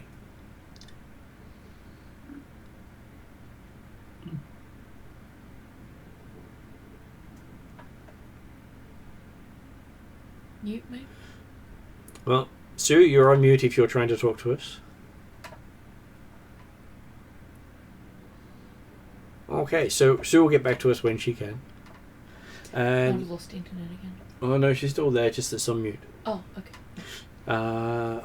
So Yodri, you have noticed something odd. Whereas everyone's been splattered by the blood, it looks as if Chevelle has only been hit by rain. Lucky. Bind to protection. Quite possibly. I got slightly higher. Do I notice anything? You do also notice from behind Chevelle that the blood falling just seems to go around Chevelle. I stand And- closer to Chevelle. Okay, Doesn't so help. use Cheval as an umbrella. Does it help? It does help. Okay. So everyone invades Chevelle's personal space. Why? Cheval actually have a shield. No. Everyone but Zal invades the Paladin space.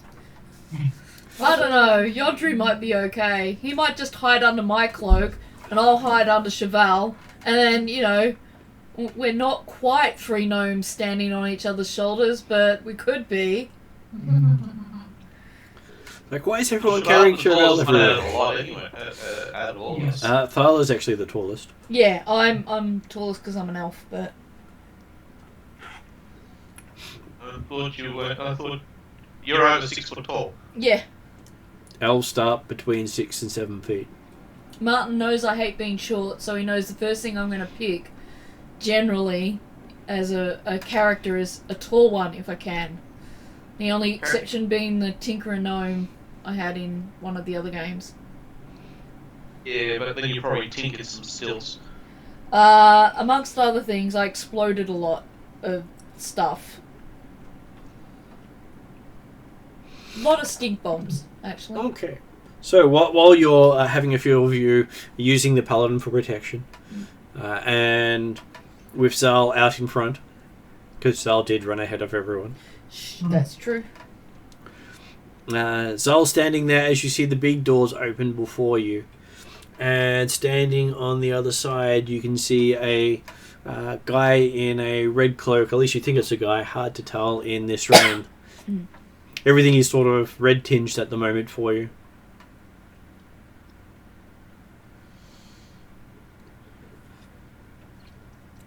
And he seems quite small in comparison to those huge doors that opened. Mm. Almost feels like an ant to your front door. Sol kind of muses about what kind of monster needs to use these gates.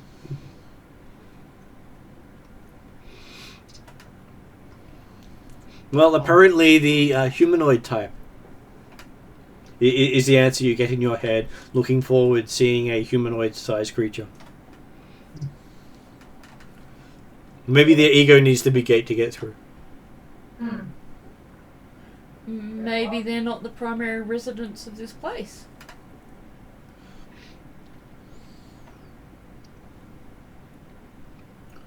Okay, and next thing you know, you're standing in front of him, face to face, with everyone else behind you. At least 100 feet from you. Oh, great. You didn't quite remember being that far in front of them, but suddenly you are. Uh-oh. And I ran so far away. And you got that close without actually moving. Your space photography here is pretty good. He looks you up and down and speaks to you in a strange language. Nothing that you seem to recognize straight away. And for him, that's an inside roll. Give me it's actually a culture roll. Ultra. Mm-hmm. What ultra be on roll? Culture can be under... I'll go with wisdom at this stage.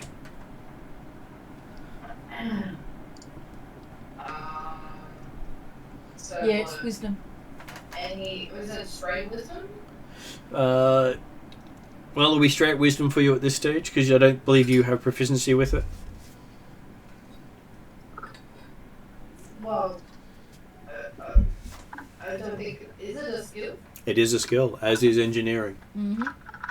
Huh. That's something. It comes with the ability to use a skill or a attribute to do your initiative rolls. It's a shame I'm not there because I've got it. I'm proficient in culture. I would really love to know whether I have proficiency or not. You do not at this stage. It's not in my school list, and it's not written as part of the standard skills. Well, I did, however, roll a natural 20. Nice. Okay, so... I got plus 4 to that. So, 24? Naturally? You realise he's speaking to you in ancient Traldar. Wow. And which predates the Karamican people by quite a long while. And as he's speaking to you, you also realise that it's translating in the back of your brain about a minute after he says everything. So you're getting this really weird speech and then this booming voice in the back of your head. You're watching a Chinese film with dub. English dub. And the words are booming out. Who are you and why are you here? And before you can answer, as you're trying to deal with this booming voice in your head, it comes up with last thing he states is, what is your challenge? What is my challenge? Huh.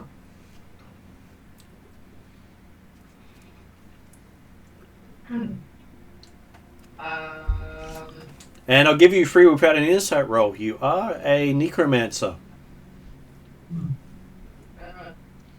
Inside roll?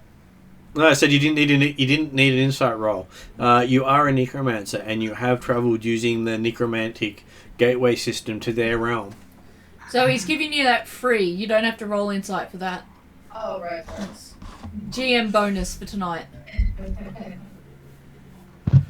So, what does he mean by what's my challenge? That is up to you to figure out.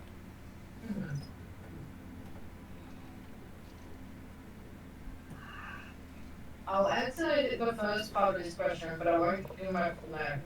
I'll just give my first name, being Sol. And you hear your dad's skull scream out in celestial Zal, and it echoes across the heavens around you. Okay. I guess. I'm Sol. Everyone sort of sees it. Zal's name is now written on all the clouds around you. This tilts back further. Sorry. I was listening.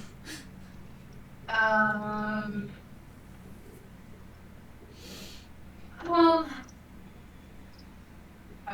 we have come through the portal network, and I've been fake for another minute.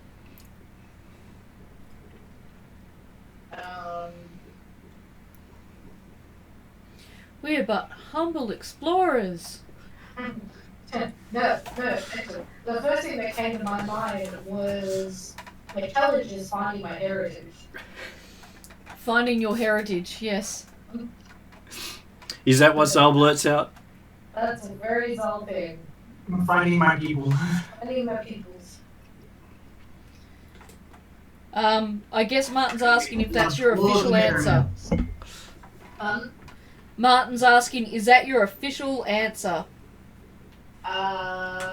Yes, that will be my official answer. I am trying to find my heritage. Is that the challenge? Then that's something that Zal has been trying to work out for a very long time. Okay. He says, step forward. What about my friends? And I just backwards. Don't point to the paladin. I specifically point to the paladin. No, don't do it. I have a feeling that when you step forward, he's going to transfer knowledge to you or something. Yeah, probably. Maybe, but I'll wait for his answer first. He says that depends on if your offer is accepted, he says. I then step forward. Okay. So, as you step forward, he grabs your hand as if to do a one of those noble greeting things. What do you do? Nobly greet? No. Get your pants. Hey, most of those noble greetings is they do the equivalent of kiss the signet ring, sort of. You realize that you're that squishy.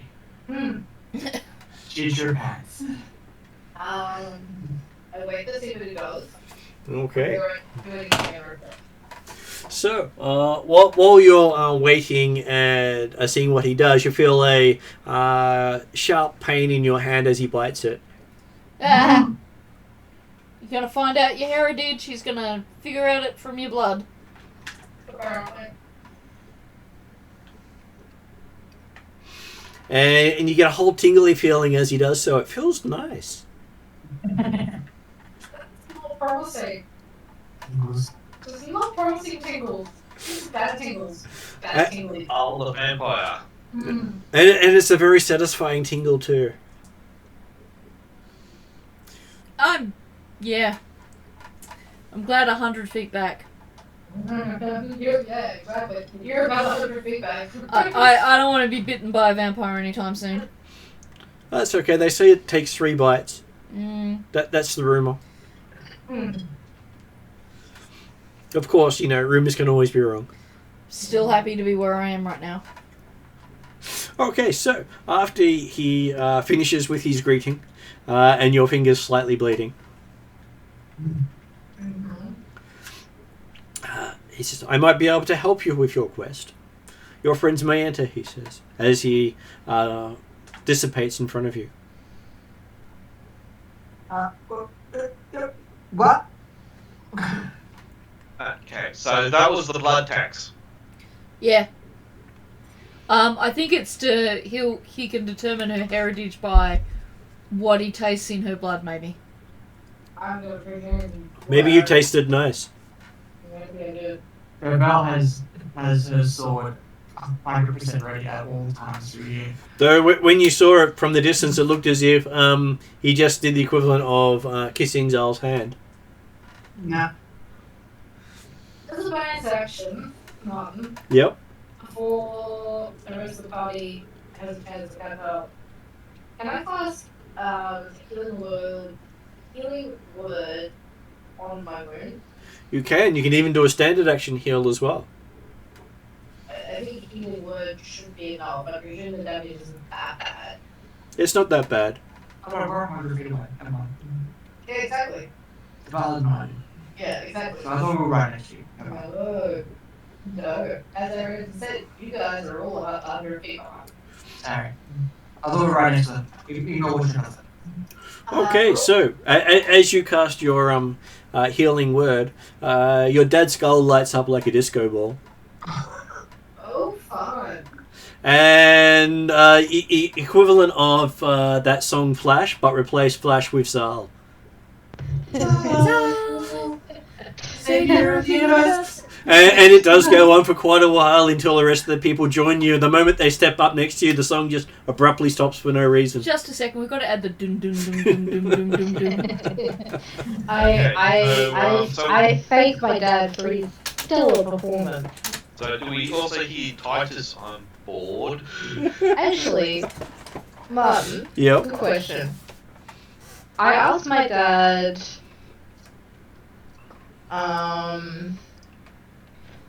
a question, and that question is, do you know what this place is?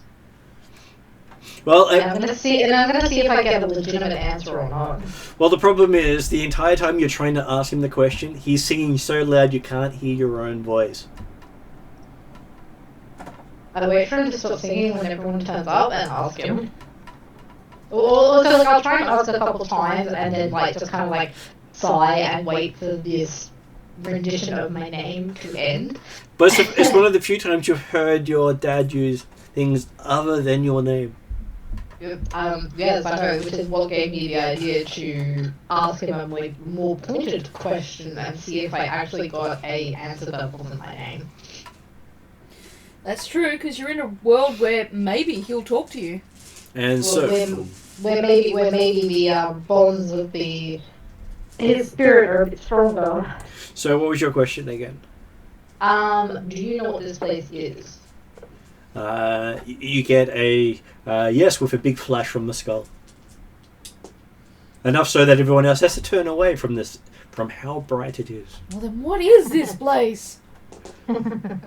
Well, so yes, he does know what this place. What is this place? It gives you a one word, death, with another flash that lights up so bright it makes everyone turn away. Gosh, he sounds so happy too. It's death! Yay! Yay! Yay! Sunshine and rainbows! That's what we said, right? He's an Promise. necromancer, right? Speaking of sunshine. Yeah, apparently. Well, he's a drift globe. He casts daylight. It's not surprising that it's casting itself. And Yeah, everyone right. else is starting to see rainbows and unicorns with their sight as it is.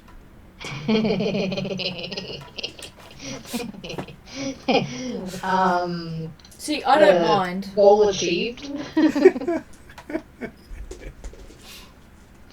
I will stop asking questions for now until I can work out.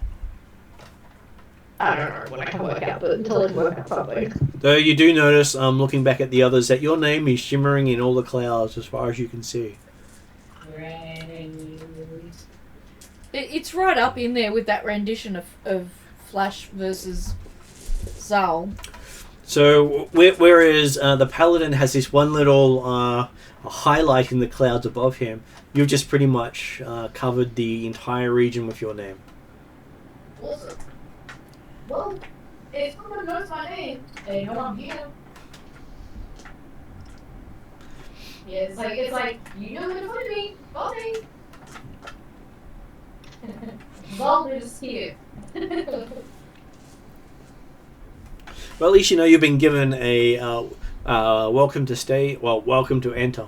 Not exactly welcome to stay, and you haven't been invited to dinner. So at least they're two good things for you. Yeah, no, I don't think I'd want to be invited in here. I think, yeah, that would not end well. And when the last of you steps through the doors, you hear the grinding sound of gears as the doors start to close. Yeah, I figured that was going to happen. Yeah, but I'm not surprised.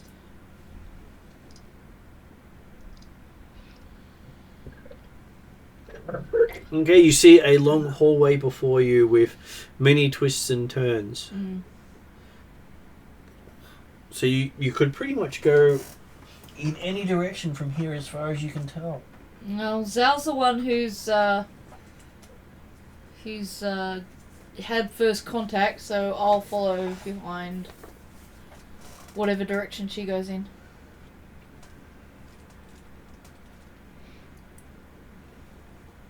I only got invited in. I don't know where to go. Don't you feel the presence of your family? Mm. I feel the presence of something else, but I don't elaborate on what that is. as my hand is still probably a bit sore for being weird. Oh, it's not sore at all. It feels wonderful. Yeah, that's right. Maybe your father knows where to go.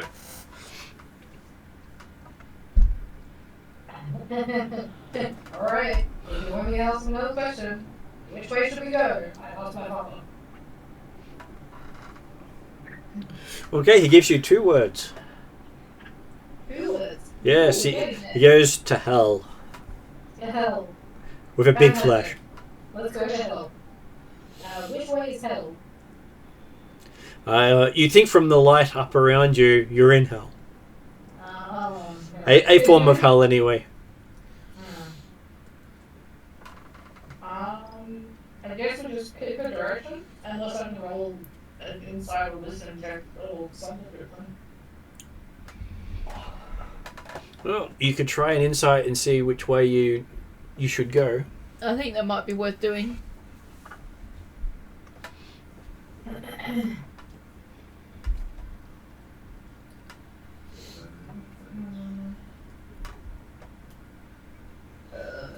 Sorry. 19. Okay. So you walk forward and find that you're in a large courtyard in front of the castle itself. The gates you passed through were just the outer wall gates. Mm. This place rises up many stories before you with various buildings all added together. With a thick, cold, red fog swirling around the courtyard. Mm. And you see flashes of red lightning in the distance. Is everyone else still with me? Everyone else is still with you. Okay, that's good.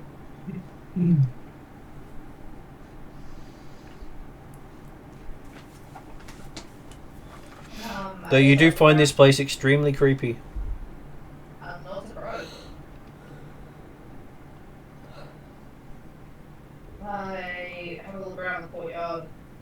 Is there any doors into the building? Okay, looking before you, yes, it does appear to be a entryway there. A rather large door in itself. And as you walk forward, the whole place seems to shrink. Until you find that the doors are not that much bigger than you are. But from a distance, they looked like they were massive. Interesting. So not only the time in here, but it's also sizes of things. It's just sort of... Well, it looks as if the size of the door didn't change over distance. So most people are used to something at a distance being smaller. It was the same size, no matter how far away from it you were. Alright. Interesting. Still not quite sure about all of it, but just gonna roll with it. It goes through the door. Okay. So walking through the doors, you find yourself in what appears to be an inner courtyard. It has a large vaulted ceiling above you, and it feels quite relaxing in here compared to the rest of the place, which, well, considering it was outside open to that red fog, this has none of the fog inside it at all. But you do see familiar painting in the foyer here of the same one who was in the paintings in the outer keep that you were in. Okay. Well, that's reassuring. But that's not the same person who greeted me just before. It is not. Okay.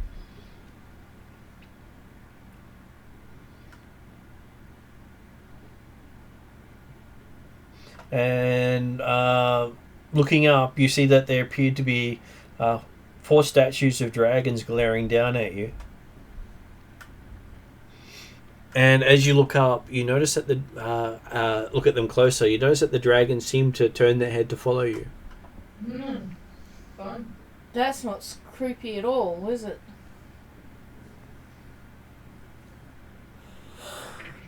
Not at all.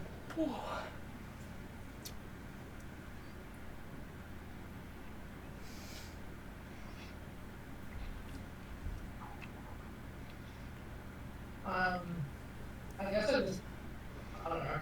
I look at them with curiosity on my face. Presuming I did not do much about it. Feel freaked out and keep going.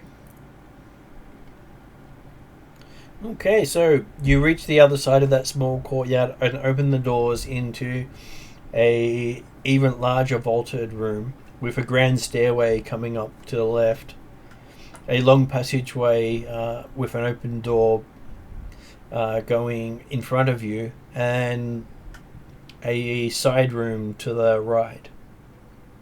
Looks like a grand entryway. And with the 4 columns supporting the grand entryway, there's long, thick strands of cobweb between the columns, going all the way up to the top. And the torches in here are flickering with a black flame. Awesome. And you can see that shadows all around the room, especially on 8 gargoyles squatting motionlessly near the ceiling of the room.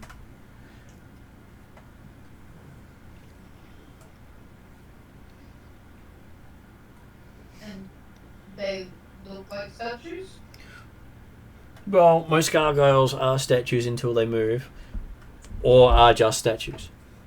So to tell a monster gargoyle from a statue gargoyle is impossible until they move. Awesome. I'll keep a wary eye on them, I But guess. the open doors in front of you are made out of pure bronze by the look of them.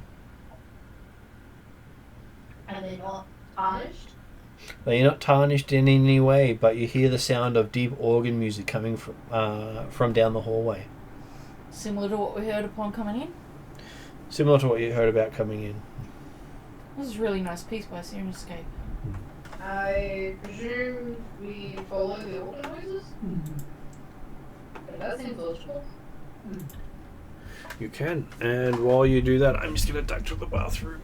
So, bathroom break if you'd like it. Everyone go to the bathroom.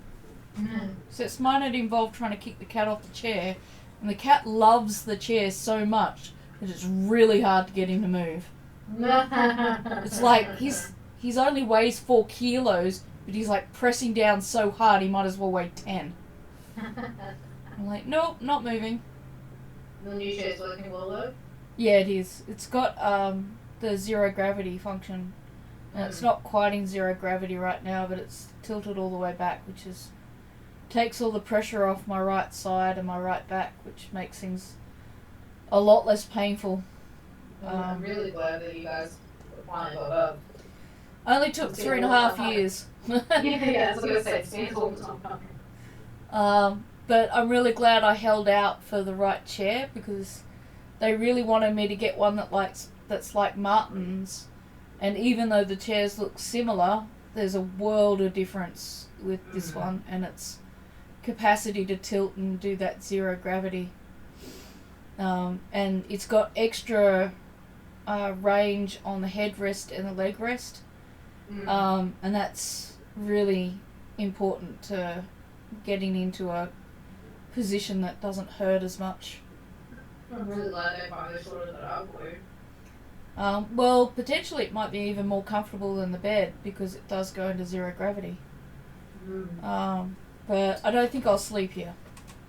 At least not to start with. Not the dog. Well, not on purpose. Or did you hear snoring during the game? Yeah.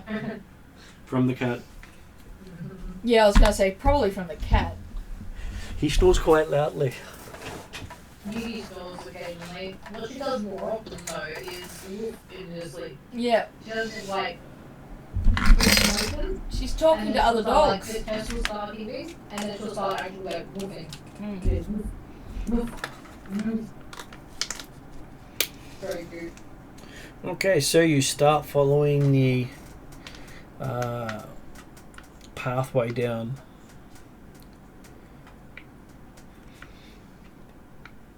And as you walk down there,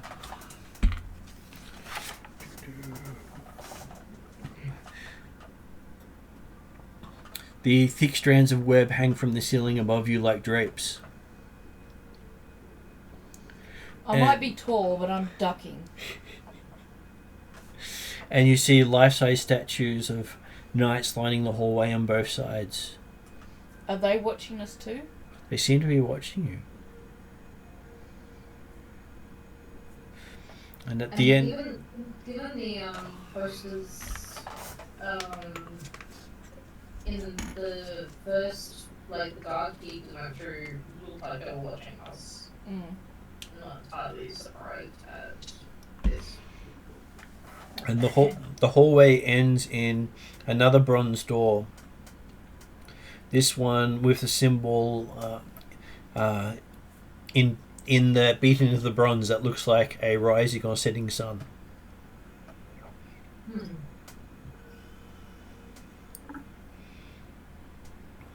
Do I recognize that symbol from anyone? It's not a symbol that you recognize, so you do think it's either relating to a sun god of a sort. I look at the paladin pointedly. It's not the same symbol that the paladin has. I don't know, but he might have more of an idea than I do. But If it's a sun god. does the paladin recognize the symbol? Does not. It's not a symbol you're reminded of, but the symbol itself may be dating back a few thousand years and be out of use now. Considering the ancient Troldaran, which was it the guy who talked to us at the previous keep? Was he an ancient Troldaran? He was. What was his name again? Zalagar. Salagar, yeah. So he was telling us about ancient Troldarans, so it's not entirely unsurprising, because he said that the vampire that was supposed to be in this keep that we were heading to was the first of vampires, and that he was an ancient Troldaran. Yeah. Well, it was worth it, right? They're so old, he came from the race before the race Yeah. that was here.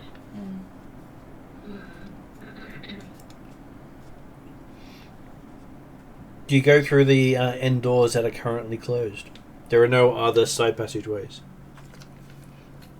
Is the organ still playing? You do hear the organ music coming from the other side of the door. I think I might knock first. And see if that's her over the organ. Zal goes up to knock. Not by actually using the knock spell, but yes.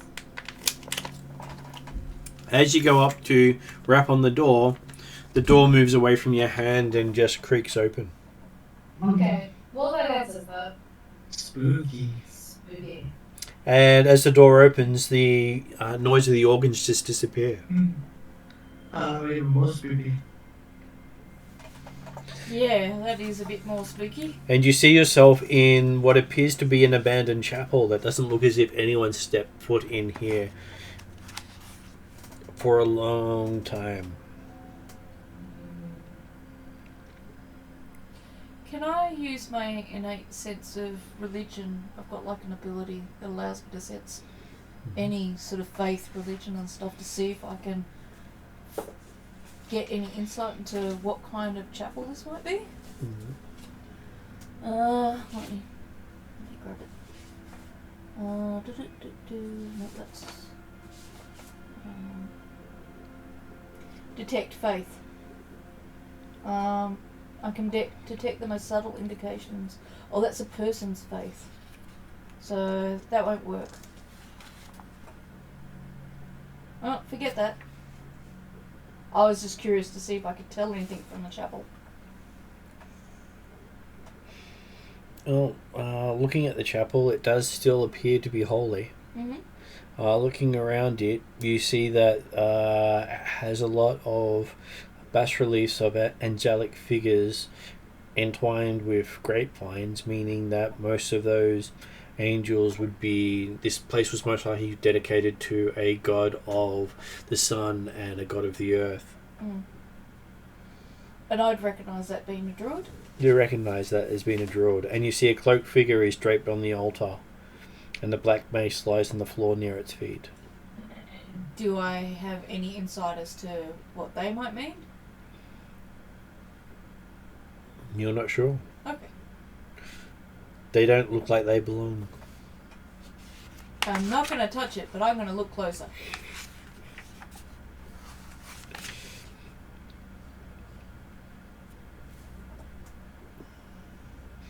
So as you look closer, it appears to be the decomposed remains of someone.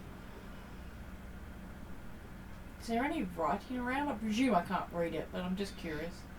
There don't seem to be any writing in here. Okay. It looks as if it was a place of worship. Okay. But the corpse does have a fur-lined black cloak with golden thread. Does that remind me of anything that Salagar said, or...? It does not. Okay. Is there anything else in the room? There are a couple of other exits that head deep into the place, but it's hard to tell. We can't hear the organ music anymore? You don't hear the organ music anymore. Is there an organ in this room?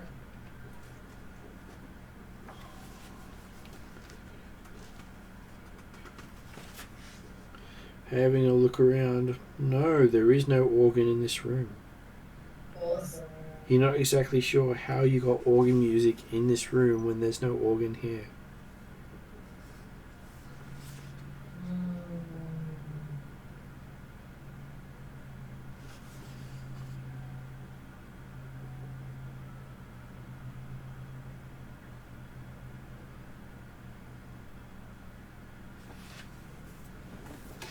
Unless there is an echo coming from somewhere, something led you here.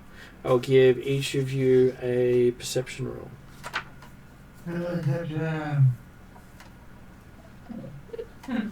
Are we all there? You are all there. I believe you all went in there. Okay, sorry, just my internet crashed again. All good. I assume you didn't abandon the rest. No, I wouldn't. I'm surprised your internet keeps crashing out. It's been raining for 2 days out here. I'm very rural, and yeah, Your perception is plus. often it will crash. The internet will. It's a tower on a hill, so if there's high winds, things can happen. Oh, it just gets like knocked around. Yeah. Perception you said, Mark? Yep, perception. 17. Yep. What did? 26. Okay. Oh dear.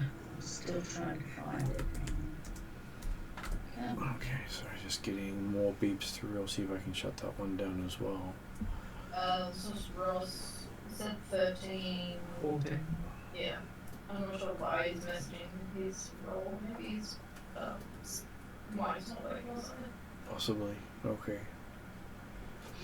Okay, perception. Oh wow, that goes all the way back. I thought it would go back to its previous setting that I had before I came up to roll. Well, at least you know it goes for... 13.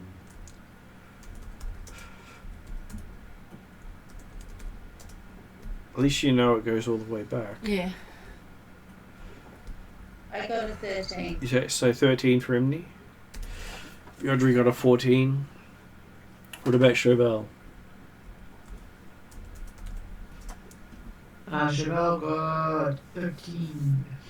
Okay, so most of you are having a look around this place, not really noticing anything particularly interesting. As you're there. Even the person who rolled like 24. Well, I was going to go to that person after the rest of you. Well, there's a 24 and a 28. Oh, sorry. 26. Everyone else is around 13, 14. Yeah. So while you're all having a look around trying to see what's standing out here, Thala does notice that underneath the figure is a tiny little statuette. Look, a tiny little statuette. Don't pick it up. Seems to be made out of silver. I wouldn't dream of it.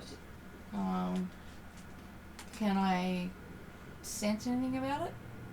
Perceive stuff? I think I have to roll again. I should have kept my little towel with me. Oh, God. I'm going to have to figure this out next game so I don't have to worry about adjusting the chair all the time. We're going to have to get a side table for you. Yeah, I've got one. I've just got to see if it's tall enough. Here you go. Thanks. Sorry, I'll leave it here. Try not to knock all my books everywhere. What was I doing? You're making... Well, I don't know what skill you're wanting to check with. I wanted to see if I can figure out anything more about the statue. Okay, give me a religion roll. Oh, do I have any rerolls? I wrote stuff this week. Just use this desperately. Okay, you could have a reroll. Really? Sure. Ooh, good. You go in the dice jail. Yay. It wasn't good. That's kind of better. It's at 12. Is it plus? So for your religion is plus 10. 10, so 22. 22. Okay. So looking at it, it appears to be a statue of a good aligned god. Okay. I will pick it up, but I have no intention of taking it away. And show it to the others. Okay, picking it up, it feels comfortable in your hands. Mm-hmm. Appears to be a statuette made out of mithril-like material. Wow. And depicts a cleric kneeling in supplication. That's really cool. I will carefully put it back after I've shown the others. Okay, you show the others, and they just see something shining in your hands. Even who rolled 24? You did. You rolled 28. I rolled 26. 26. Everyone else was 13, 14. Okay, alright. I'm 17. Do I see what it is, or do I just see something shiny? You just see something shiny in her hands. I'll also try and do a little sketch of it at some point when it's so that I might show it to Zal later when she's feeling a bit better. I'll ask Zal. I don't suppose your dad knows anything about this. And as you're holding it, it glows briefly in your hands, and you feel yourself healing up from the attack of the 20 mm-hmm. from being hit by the tentacles. From the squid attack. Did anyone else need healing?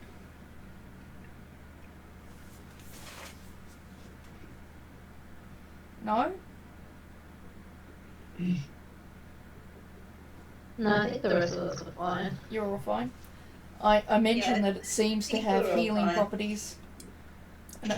Light apparently heals. It must be here for people who are seeking refuge and restoration. What did Sue say? I missed it. It was pretty quiet. I just said, yeah, I Did I don't need healing, I don't think. No, you don't need healing.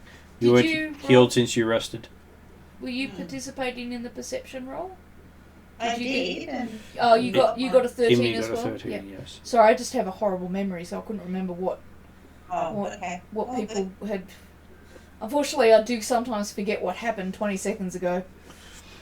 That's all good. Yes, everyone sees you holding what appears to be a glowing light in I your put hands. the glowy light back since I don't want to take it away. It's obviously here for religious purposes, and I'm not into sacking churches. Though it may have been lost here for quite a long time. Do I get a sense that it's lost and it needs to go somewhere else? Well, you have a feeling that the body that was slumped over it tried to take it. Oh, okay. Well, if the body that slumped over it tried to take it, then I guess it should possibly stay here? Does it look like it is there like anywhere in the chapel, is there like a little alcove or something that looks like where a little statuette would sit? Okay. It was just sitting on the altar. Okay. I'll put it back on the altar, but not underneath the body maybe? So that When she puts it back, do we then see it as the So, statuette? so the Or glowy does it light still- that you saw just winks out when she apparently put the light back. So you saw Thala pick up a glowing light from the altar in her hands, heal up from it, and then put the light back. I'll tell her what I can tell from it, which is that it seems to be a statue of a. I'll describe that. What I can see, whether it's through my druidic capacity and they can't see it, but I can see this kneeling figure, and it's made of this silver material, and it seems to have healing properties, and it glows. Just because I can probably tell that Zal is interested in it, but seems to just be seeing a glowing light, which I don't understand, because I can see a lot more than that.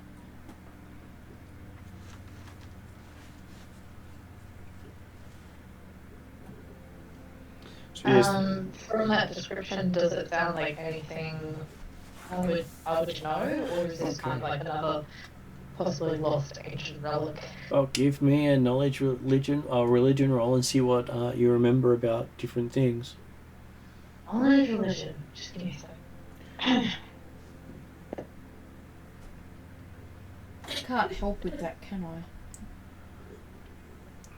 Well, each person will remember different things. Yeah, they will. Yeah, that's why I was saying it's something for her on her own. Really need to make that dice jail go on my side table. Wow. Got 2 that deserve to be in there right now. The dice was is smiling on me today. That is another natural 20. Nice. Okay. So 28 upgraded. So you think that the whatever Thala is describing is a holy relic that apparently seemed to think that Thala was worthy enough to pick it up. Most relics will strike those they deem unworthy. I won't hand it to everyone then. Yeah, hold this. Yeah. Slumped over the altar. Most likely they tried to steal the item for their own needs. Well, that's why I said when I pick it up that I've got no intention of taking it away. That my intention is simply to look at it more closely.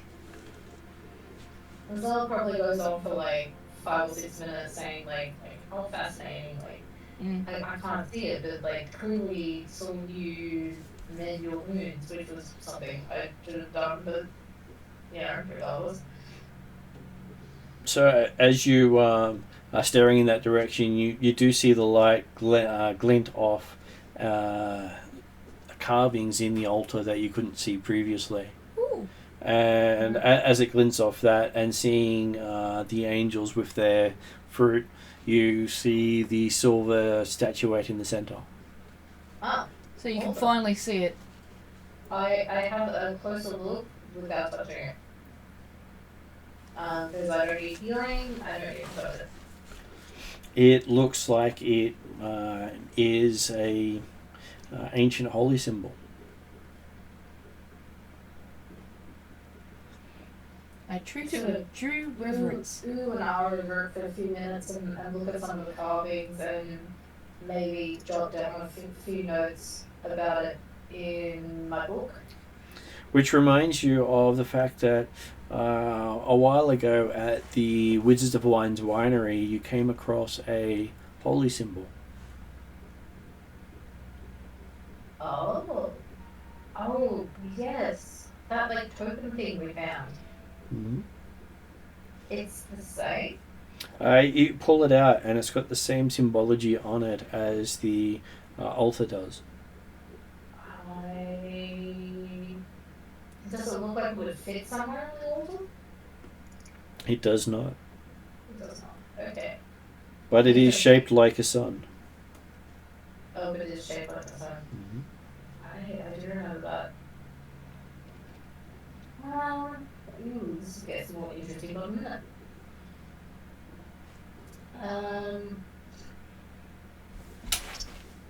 I got down a few more notes and maybe show Bala, as she was the first to sort of notice or be shown this. I'm also making notes in page. my journal. I'm sketching the I've sketched the symbol that we've got here and the angels and whatever other bits that I can see. So I'll make notes next to it of what you're telling me as well. Between the two of you, of what you can tell, it appears to be a sun god raven, which means not Ixion or Tubak, the lawgiver, as your paladin follows. But so the paladin's disinterested now. But one of the other gods of the sun, and that the statue is most likely related to whichever earth god is related to that raven, the raven god of the sun. Yeah. And the things that you also pick up from is that both of them also have symbology that remind you of the Yalarum region and its ancient past. The Nithians. Because they both have a very Egyptian-like feel to them. So I was about to say, would it remind me of like my god, or she might have been associated with this long ago, maybe? Could quite easily. Yamuga?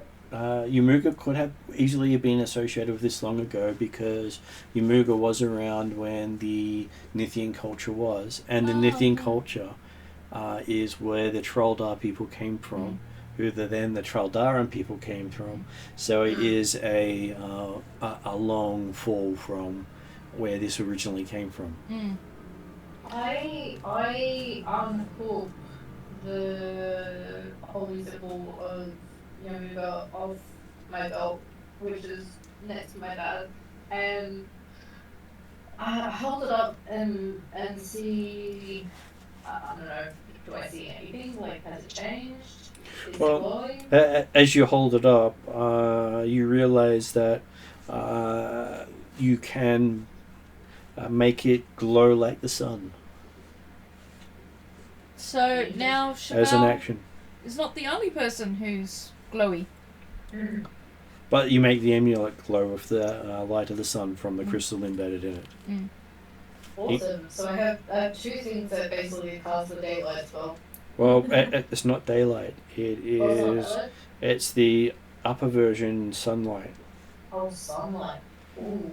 So daylight won't affect most of the undead, except make them uncomfortable. Yeah. You actually produce the effects of sunlight on anything that is damaged by sunlight. Wow, that is immensely powerful.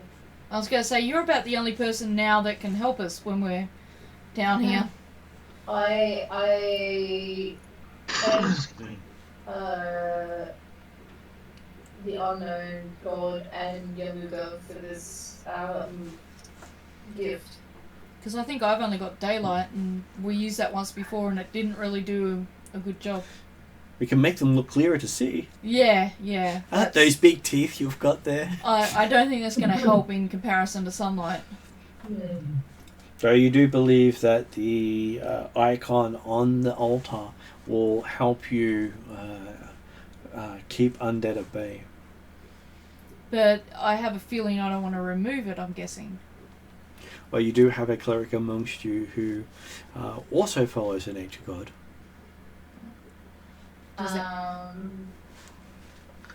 I consult with Soa and go, you know, like I feel this is speaking to me in a way that I've always said, well, hasn't ever spoken to me before. What's the chances I end up like a good friend to you if I pick it up? I think as long as your intentions are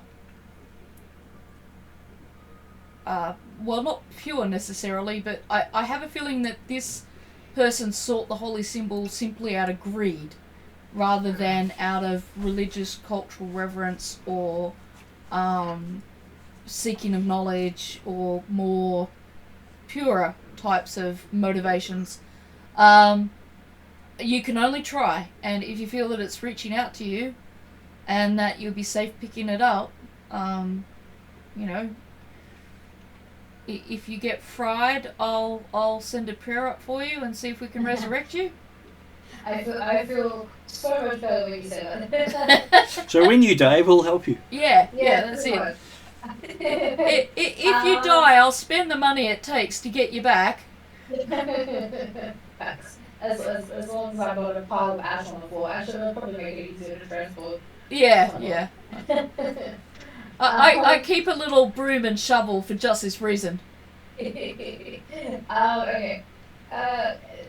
In that case, while still holding my deity's holy symbol in my hand, I will pick up this other icon and see what happens.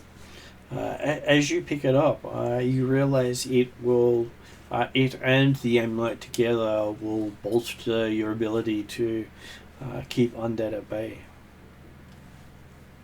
Well, it probably belongs with you then. I feel like I should ask it whether it would like to come with me. Yeah, I was thinking... I probably think that. I was thinking exactly that. Like, maybe we should just ask it and see whether it can communicate that. I think it first, so I think that, and see if I get an answer. If not, then I will verbally ask it whether it is willing to come with us and see if I get any sort of divine answer. Yep. And as far as you're concerned, you didn't get a negative that you can't take it. Alright.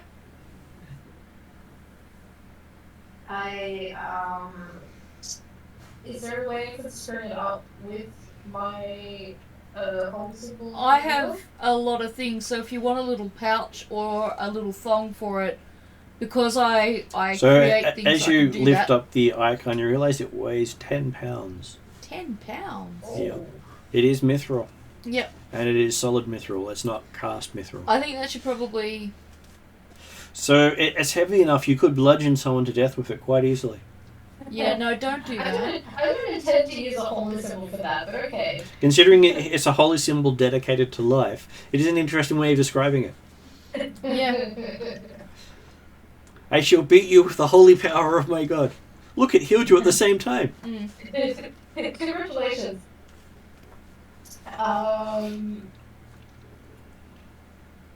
I see if I can string it up with my holy symbol. I will also have like strong leather strips because I do a lot of leather working with like building saddles and stuff. Well, it feels like a stone around your neck.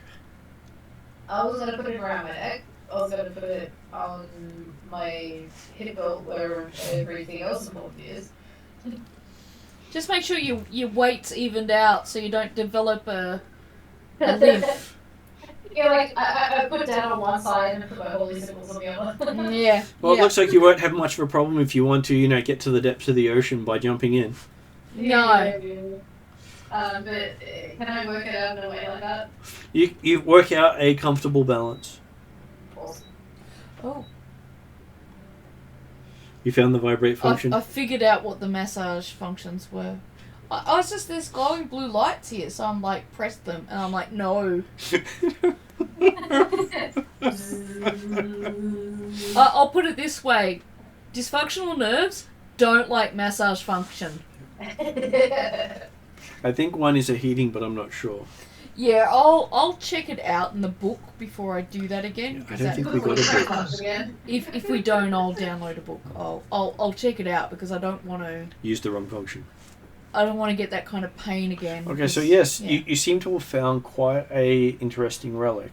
And I will try and endeavour to find this god's name at some point. And you do realize that wherever you put this down, evil will not be able to approach you. Interesting. But it's the equivalent of a circle of protection from good or evil. Ah, nice. So I'm looking for that. But only if it's placed on the ground. Provided Only people, because it's placed on the ground. Okay. provided people Well, are that's good happy, to know. I wouldn't mind doing a quick commune with gods. Quick, as in it takes about an hour. I just want to see if I can commune with whatever gods that are in here. And that mace on the ground also radiates magic. Nice. Yes, the mace. Black mace. Interesting. Not really amazing, but it could be useful to someone potentially. Paladin, looking at you. Queen. Yeah, I know you got your shiny sword. How big is the mace? Is it like two-handed mace? It's a one-handed mace. Seriously, like Zal is turning to like a battle cleric at this point because I've got still got my two bows, my short and long. I've got this giant spear, and I guess I pick up this single-handed mace and have a look at it. Okay, so as you pick up the mace, I'll give everyone else a perception roll. Perception roll. Oh, that's pretty good. I also wanted at some point to do the commune with. Chevelle got 8. I don't care. Amy got 7. Oh, God. Evening cares less. How much did you get? 18. 18. And what about Yodri? I got 23. Okay, so both Thala and Yodri see Zal pick up the mace, and you see Zal's eyes light up with a malevolent red glow. His teeth start to canines start to elongate, Oh, good. and both of you get to make wisdom saving throws. For Yodri's purposes, this is a fear effect. Okay, yeah. Cool. What is wisdom saving throw again? For you is +6. Sorry, +10 because you are proficient. 26. Just give me a second. Are they within 10 feet of me? Sure. Give me a minute, because I believe that they do not get feared or frightened. I think I'm going to be okay, but I'm a bit worried about Yodri. What did you roll, Ross? Aura of courage. You and friendly creatures within 10 feet can't be frightened while I am conscious. Even if we're not the paladin, I'm about to say. Probably. Okay, well, I got a 13. I rolled badly. Okay, so you feel the beating of your heart as you look at Zal, who seems to be looking at your veins. Fine. But you seem to have it under control because, well, you're in the Paladin's immune to fear area. But you still do feel the worry and I have a feeling this won't work, but I want to see if I can snatch the mace out of her hands. Sure. So, So does Zal stop Thala grabbing the mace? Am I aware of what's happening? Nope. I'm guessing she might want to have a look at it herself. So yes. So now everyone else can, except for Thala, can make a perception roll. So it does this to whoever holds it. Okay. That's better. Yeah. I think even as a vampire, I'm probably pretty unscary. 21 for Chevelle on this one. I didn't care about the Fell Ranger, I care about Harlan. I feel so Ow. so loved. What is a perception? Sorry. Oh, sorry, I had to throw that in because I knew it would make Martin and Arian laugh. Yeah, it did. So what did Zal get? 18. And I believe Imni got a 17. What did Yodri get? 21. 21. Amy got a 18. 18. And I believe Chevelle also got high as well. So yes, 21, yeah. you all notice that as Thala snatches the mace away, Thala's eyes start to glow with unholy fire. The skin seems to darken and crack. The teeth seem to elongate. Do I realise this is happening to me? Because I've seen it with Zal? You believe you've broken the curse. Zal no longer looks evil. Okay, alright. I will try and gently take it off Fowler and Could someone else please step in and tell us to stop touching the mace? And you also put it down if I can. so while you're also watching, you also seem to have this feel of menace coming from Thala, as if she's sizing you all up. But luckily, you're all within the radius of the paladin. Yeah. Paladin. I should have said, instead of snatch it from, I should have said knock it from. But I knew Okay. that was going to bite me. You can if you wanted to. Oh. No. I am going to attempt to disarm Thala, not grabbing the weapon, basically kind of judo through Thala, hoping to knock the mace out of her. I'm going to end up with broken ribs. Could we not just knock the weapon out of my hand At least instead it wasn't. of tackle me? At least it wasn't disarmed with the sword. Yeah. Essentially, I'm going to need that holy icon. So one person at a time, please. So we'll do Zal first because she did speak up first of what she wanted to do when she saw things happening. I think I probably realize what's happening and trying to take the mace off Thala and then put it down if I can.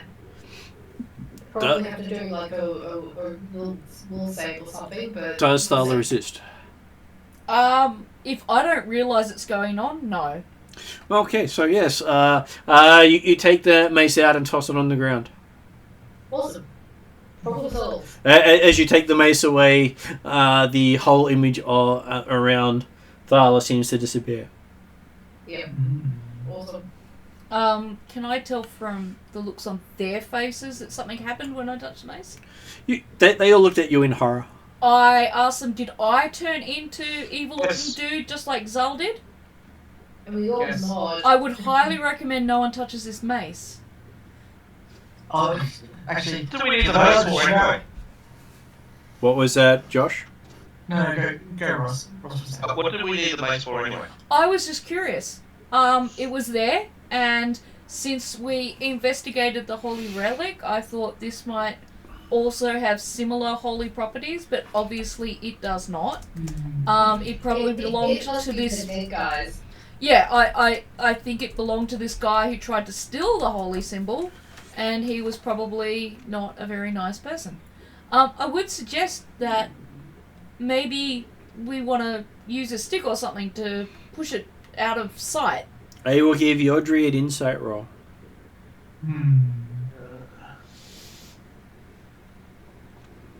That's a 20. Okay, Yodri believes it is a illusionary effect designed to cause fear in the weak-minded. Oh, okay. Okay. So it's not evil as such. It's just It's trick. designed to make you look fearsome and that. So. Otherwise known as a Mace of Terror. Can I keep it? Look, I must be the least fearsome-looking person amongst everyone. But the thing is, it makes anyone looking at you afraid. Okay, I don't want to keep it anymore. Use it as a last-ditch item. Hmm. I'm just curious. It could be, actually. It'd be interesting if the paladin was running around with it. And the big thing is, most undead will not be afraid of you because they're immune to fear. Okay.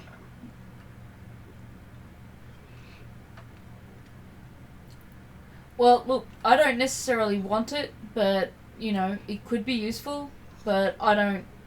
I'd question whether or not, like, would the fear effect kick in if you, like, used a thong and strung it off your belt type thing, or put it in a bag of holding? Generally not until you will use you grab the handle. In that case, if someone wanted to put it in a bag of holding, I wouldn't object, but I don't want it for myself. I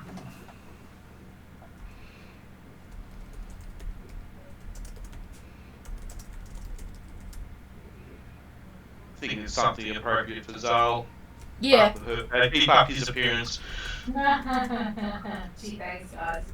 Well, listen, you've got a skull that talks in Celestial. So having a black mace that makes you like a vampire. But when you think about it, its effect is to cause fear, which doesn't work on the undead.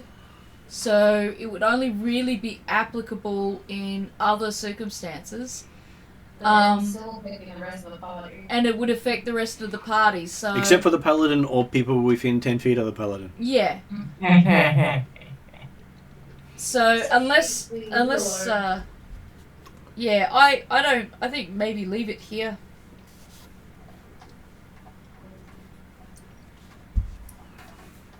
Damn, I can't comment about the dagger because I wasn't there.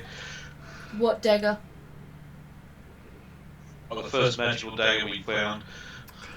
Yes, Zal made amends for that.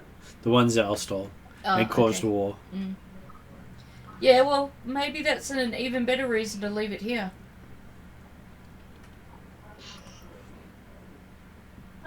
Yeah, after that debacle, we're just gonna leave it alone.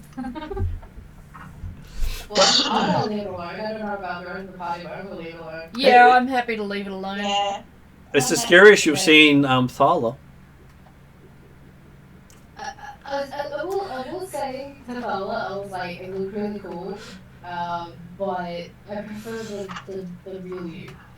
Well, the other reason Thala would be even vaguely tempted is if she's ever alone in the real realm and she needs it, like as a last-ditch thing, as Yodri pointed out, but she's not inclined to grab it or carry it around anyway, so even though there's that thought and that slight temptation, it's just not in her nature to want to be scary. So she's happy without it out.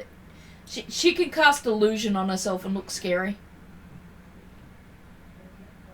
You could turn it into that lion again and be bloody scary enough as it is. Yeah, exactly. Bloody being the operative word in that case.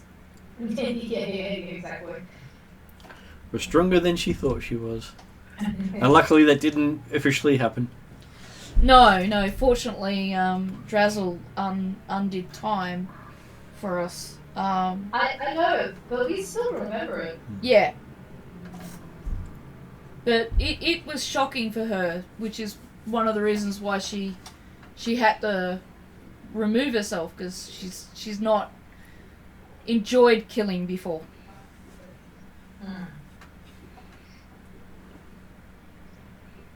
Okay.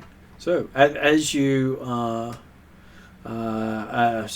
sitting there discussing the benefits and disadvantages of the maze, you start to hear organ music pick up again.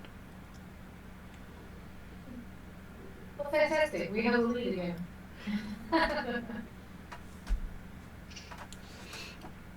It sounds rather menacing in the distance. Oh, okay. Well, that's where we're going, I guess. Does it sound menacing to Zal?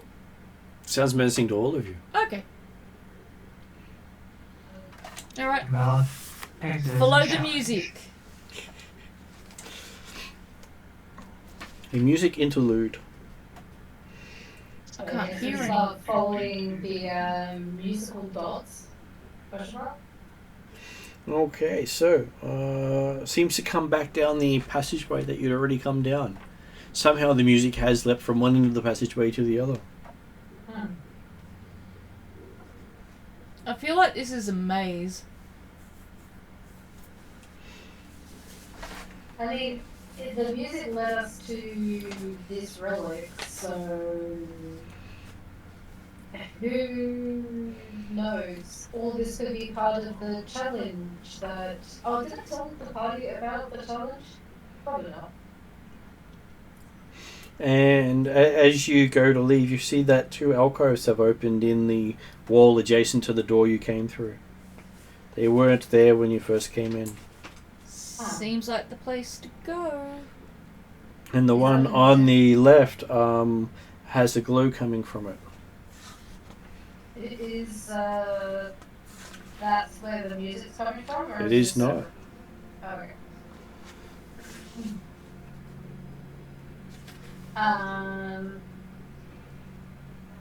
We go have a look before we move on. Yeah, Pause the music. I think it's worth having a look. Unless anyone objects. Okay. So, as you step in there, it has a reddish glow coming from up the stairs, bouncing around the spiral staircase. Through the alcove. Well, on the other side of the alcove is a spiral staircase going up. Oh, right. You may get a good view of the surrounding area going up there. Cautiously advance?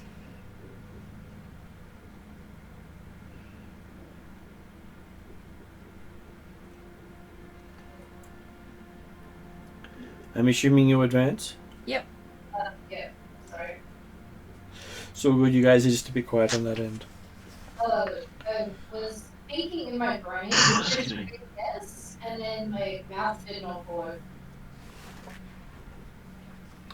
Okay. So we're just trying to match up the descriptions.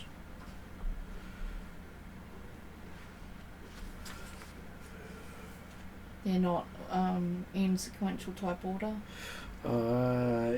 It has areas for above and below, and I've got to figure out which one's which. Because they don't actually describe it properly. Does have a heating function. Has I a, couldn't resist, I had to press the other button.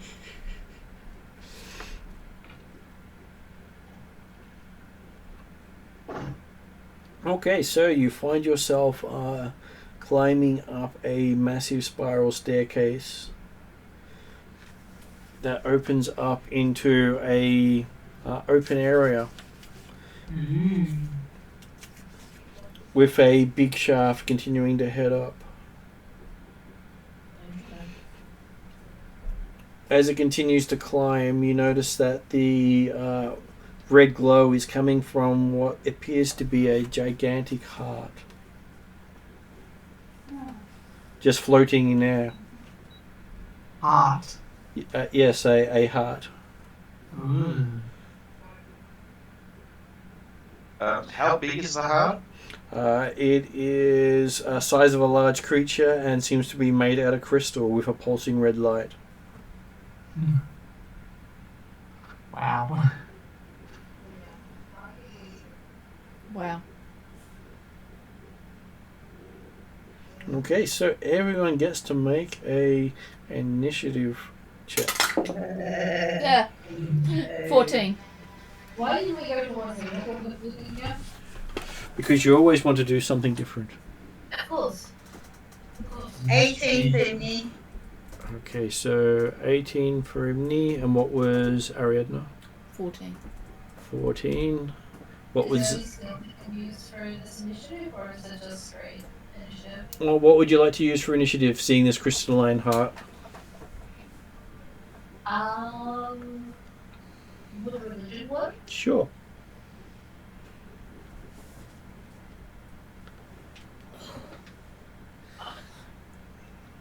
Um,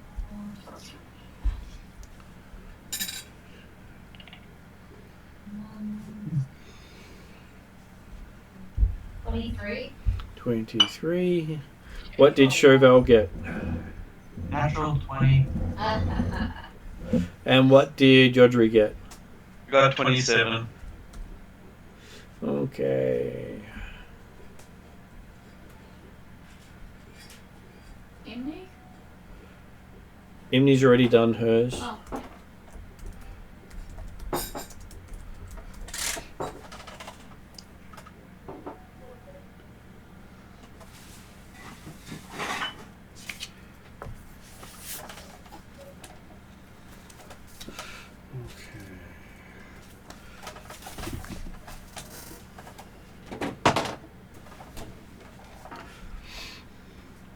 Okay, so Chauvel. This crystalline heart that is beating before you is making your own heart beat faster. Ah.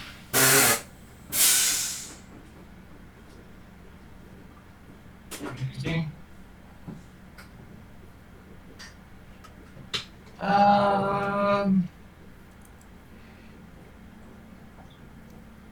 What does Chauvel have up her sleeve?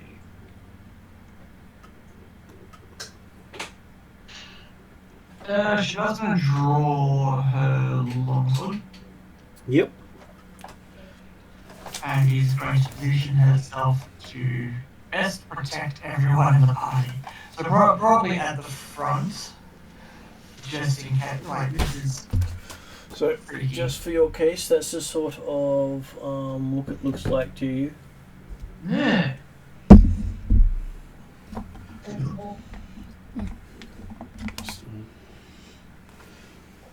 So you all can see it. It's just a big spiral staircase with a crystalline heart glowing above you.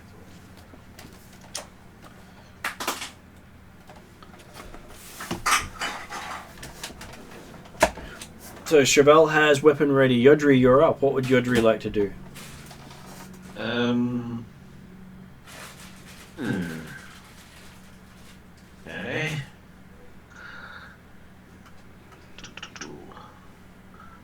Okay. I'll draw my short sword out. Mm-hmm.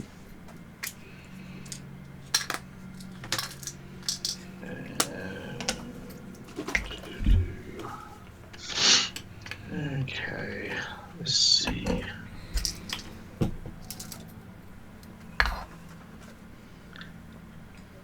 And I'll cast Mirror Image. Okay. You seem to be in multiple places at once in the same spot. Yep. How many images does it create? It creates 4. Okay, it's 3 illusionary duplicates of yourself. And there's a percentage chance of it hitting one of the others? Yeah. If you have 3, you need to roll a 6 or higher, hit a duplicate. When there's 2, it's 8 or higher. When there's 1, it's 11 or higher. Mm-hmm. Okay. So, what does Zal do, seeing Yodri multiply? Go, okay. Seems excessive, but alright. Well, more of him to go around. Yeah, very much.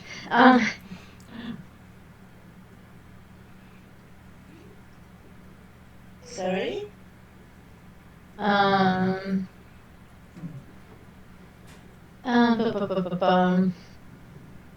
know what? First thing that popped into my head when I saw that photo was asking my dad if this was the heart of hell, so I'll have to do that. Just because it goes with the theme. And he seems to have And been giving us pretty decent answers so far, so sure, why not? Hey Dad, help out. okay, it starts to your dead skull starts to beat with the same beat of the heart. By saying my name, or just...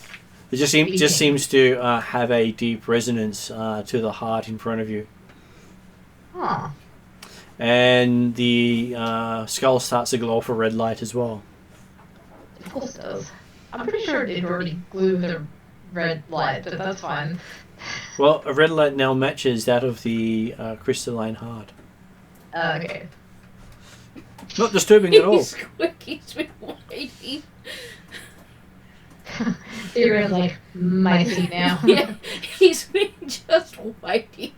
He doesn't want to sit anywhere else. He was waiting. He was having a drink while he was waiting for Ariadna to come back. Yep. And then when she came back, it's dash, dash. Yeah. He stood up and he's just like waiting, and he got impatient and then jumped on the other chair and decided he's going to come in a different way because it's taken too long. Very funny. Okay. Interesting reaction from my dad. Could mean anything. And as you're looking at it, the skull in the globe starts to turn towards you with a eyes glowing with an intense red light, which you've not actually seen before. I mean, like, I've seen him move around in there and then talk and actually talk. But yes, this seems new. Interesting. Creepy, but interesting. A little bit scared. And just before your turn finishes, you hear that the voice of that dark fae you heard in the forest come through your dead skull saying your name. Oh. Someone said they were going to see you again. Well, yeah, they did. They are seeing me very clearly now, apparently. And that ends your turn with that interesting side note. Yeah, with that little tidbit. Thanks, Mom. Well, good. Aim to please. Then it's Simni's turn. Watching the Okay. colour drain from Zal's face. Hard to tell in the Sorry. red light, but you still notice it. So did I hear what happened with her or not? You slept through that. Okay, so I didn't see that at all. Well, the Dark Fae, I don't believe you were there for. No, you weren't. No. But did I hear what just happened? Well, Like, what happened there was the skull seems to speak with a different voice than it normally did by saying Zal's name. So you Okay. probably don't realise. what's going on? And normally it's just something in Celestial. If you don't know Celestial, you wouldn't understand what it's been saying. But you clearly heard it say Zal's name at that point. In what, Ethengarian or? Everyone heard it in their native tongue. Oh. So think Ghostbusters and the person saying Zul. Think it in that sort of guttural voice. Yeah.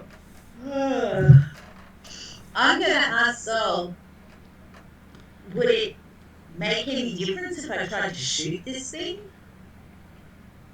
At this point, you're not really sure what Imni's referring to, your dad's skull or the crystalline heart, but both of them are equally good targets. You probably see this like really shocked expression come on Zal's face, like presuming either of those options is just a terrible idea. Okay, well then I guess Amy won't do that. I guess she's just gonna hold her action. Okay, so that brings us to Thala. Thala places her hand on Zal, having seen the colour drain from her face, and casts protection from evil and good. She doesn't know why, but that does not look good, so she's just gonna do it. That protects her from Fae. Okay, so as you feel the spell wash over Zal sees the colour disappear from your father's skull, and it returned to normal. Hopefully I haven't screwed up. I mean, my next action was probably going to be putting the idol on the floor and essentially doing that group thing of protection from the and evil, just in case. Unfortunately, I just saw the colour drain from your face and your dad called out a name and I'm like, this is not a good place to be. Call out a name in your native language, which I presume would be Druidic. Elven, most likely. Oh, Druidic's not seen as a native language because most people are brought up by their race and people.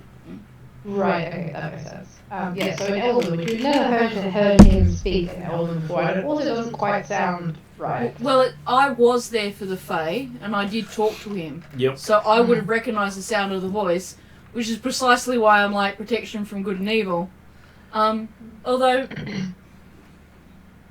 I kind of wish I'd just cast it as a circle, but I don't know that I can. Circle takes time. So okay, so which is why I'll eventually when I get to my turn again was depending on what happens in the next couple of turns was gonna put the new idol we got to work. To good use. Okay, Chauvel, you're up next. Hopefully I haven't screwed up your dad's skull. Probably So- not. Wasn't working properly anyway. Tap, tap, tap, tap, tap. Isn't that how you fix things? Mm. What is Chauvel doing who's currently on mute?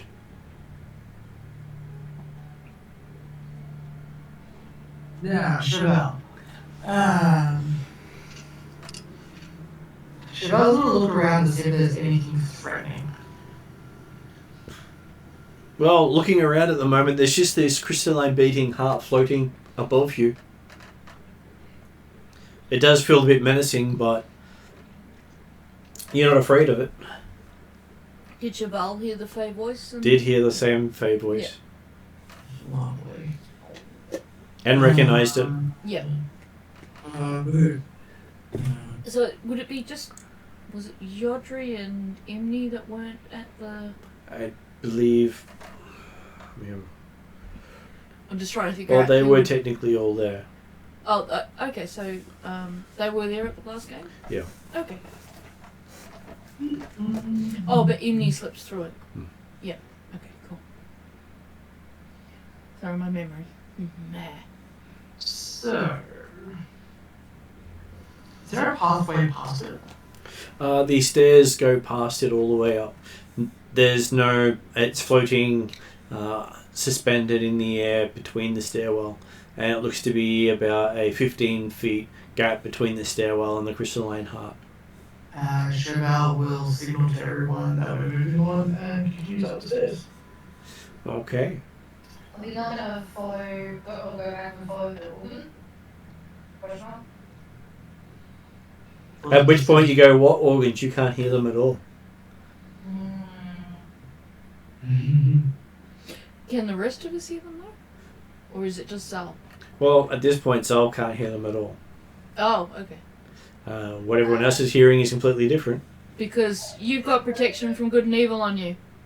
Do you want me to dispel it or leave it for now? Well, firstly, we've got to finish with the characters because they're still in Yes, initiative. that's true. So Chauvel is continuing up the stairs. Yeah.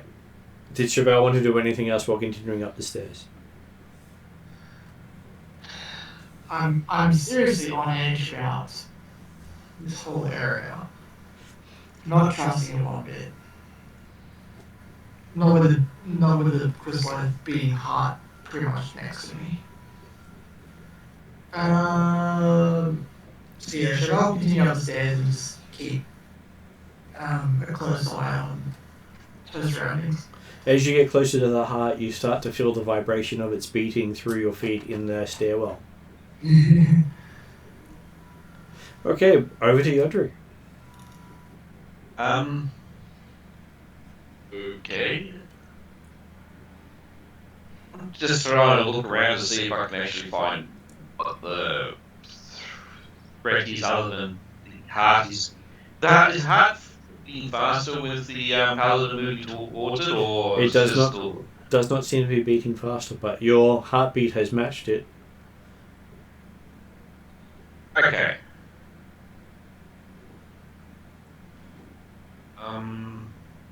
Let me just leave it alone. Guys? Well, I have no plan of interacting with the heart. And the main thing with the initiative is when your order of choices are important, whether you're in combat or not. So remember that you're asking these questions, and you have to then wait for someone else on their turn to get back to you.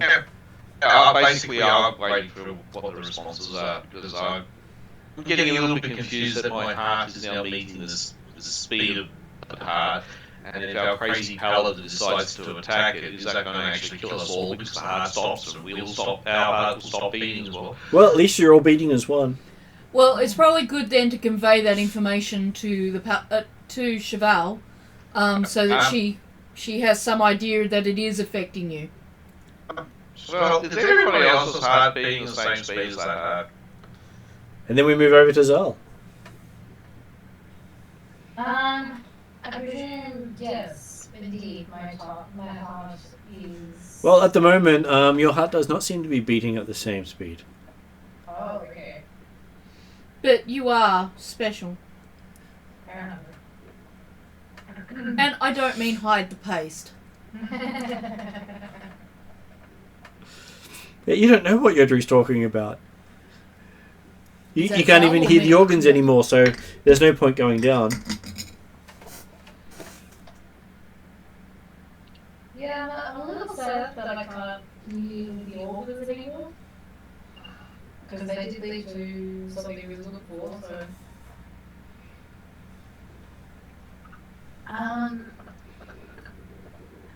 I heard the dark fade call my name again. I think that it's harmed, like the face harm. Well, you don't think the Fae's been harmed, it's just no longer interacting with you. No, not harmed. As in, like, is the floating half the face harmed? It could be, or it could be something completely unrelated. It could be enticing you to affect it. I really don't want to touch this half, though. I don't see any reason for us to.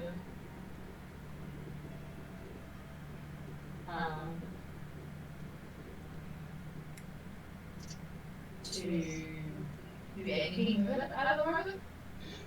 It's not hurting us, or not that Zal can see.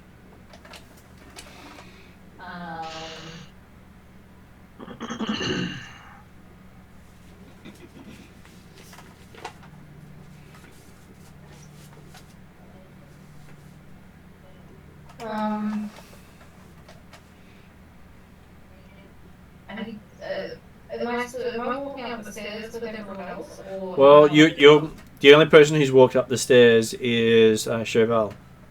Okay.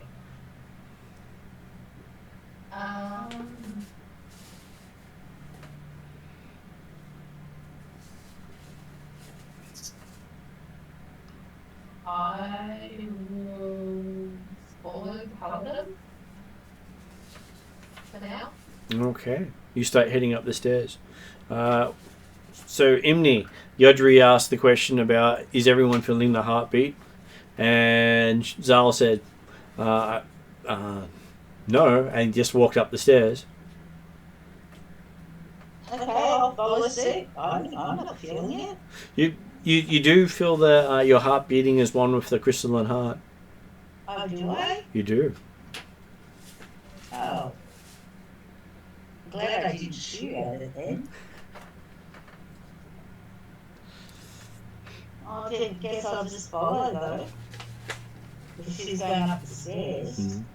Though you do hear that creepy organ music down below.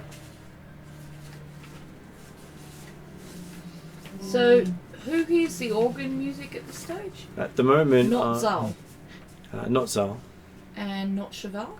Well, Cheval was busy doing other stuff. Okay, alright. But just not Zal. Presumably, as far as I'm concerned, because I cast protection from thingamajiggy on her. Presumably. Yeah, might not be, but, you know. Or it could be the Fae messing with him yet again. Mm. Bit of one, bit of the other. So, yes. Imni, so,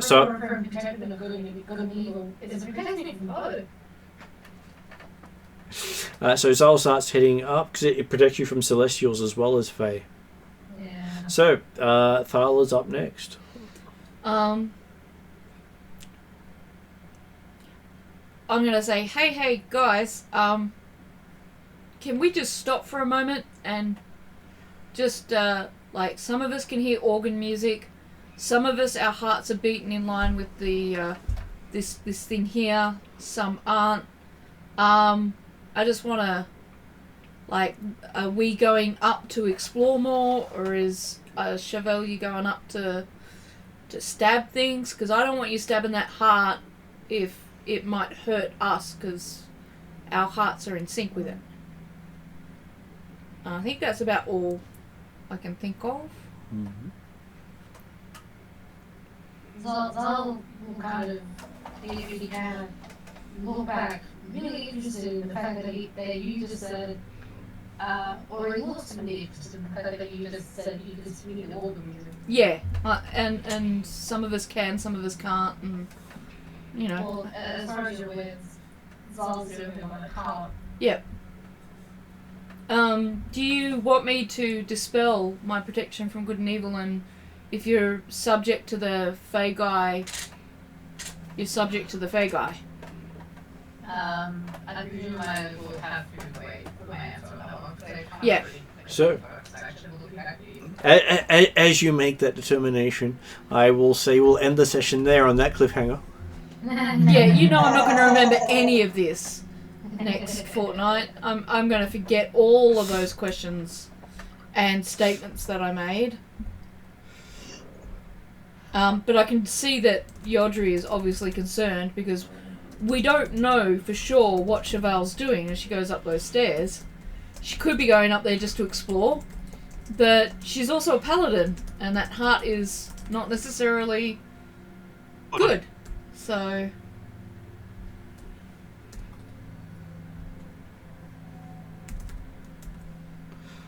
So, I left a note saying, cliffhanger of should you dismiss the protection of good and evil from Zal.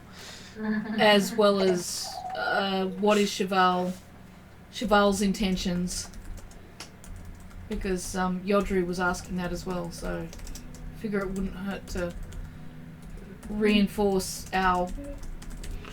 Yes, because while the paladin is immune to fear, the paladin's not immune to mind-affecting effects. Mm. Yeah. He's going to smite the heart. Yeah, well, yeah, like you, I want to check that, and Imni's heart's beating in rhythm with it as well, and I'm like, I don't know if mine was mine. Mm-hmm. Yeah, and mine was, so, you know, there's three of us here who are like, I don't want you stabbing that heart. Well, it's in line with mine. Yeah. Because it might mean it'll be us going too. Yeah, yep. And no one will know what's going through the paladin's head at the moment. Which is why we're Not even the asking. paladin. No, the paladin definitely knows. That's why we're asking. Okay, so we will catch up in a fortnight and see what happens next. Okay. People are welcome to stay to chat afterwards, but I'll go to end credits now, so we'll be able to talk freely. Okie dokie.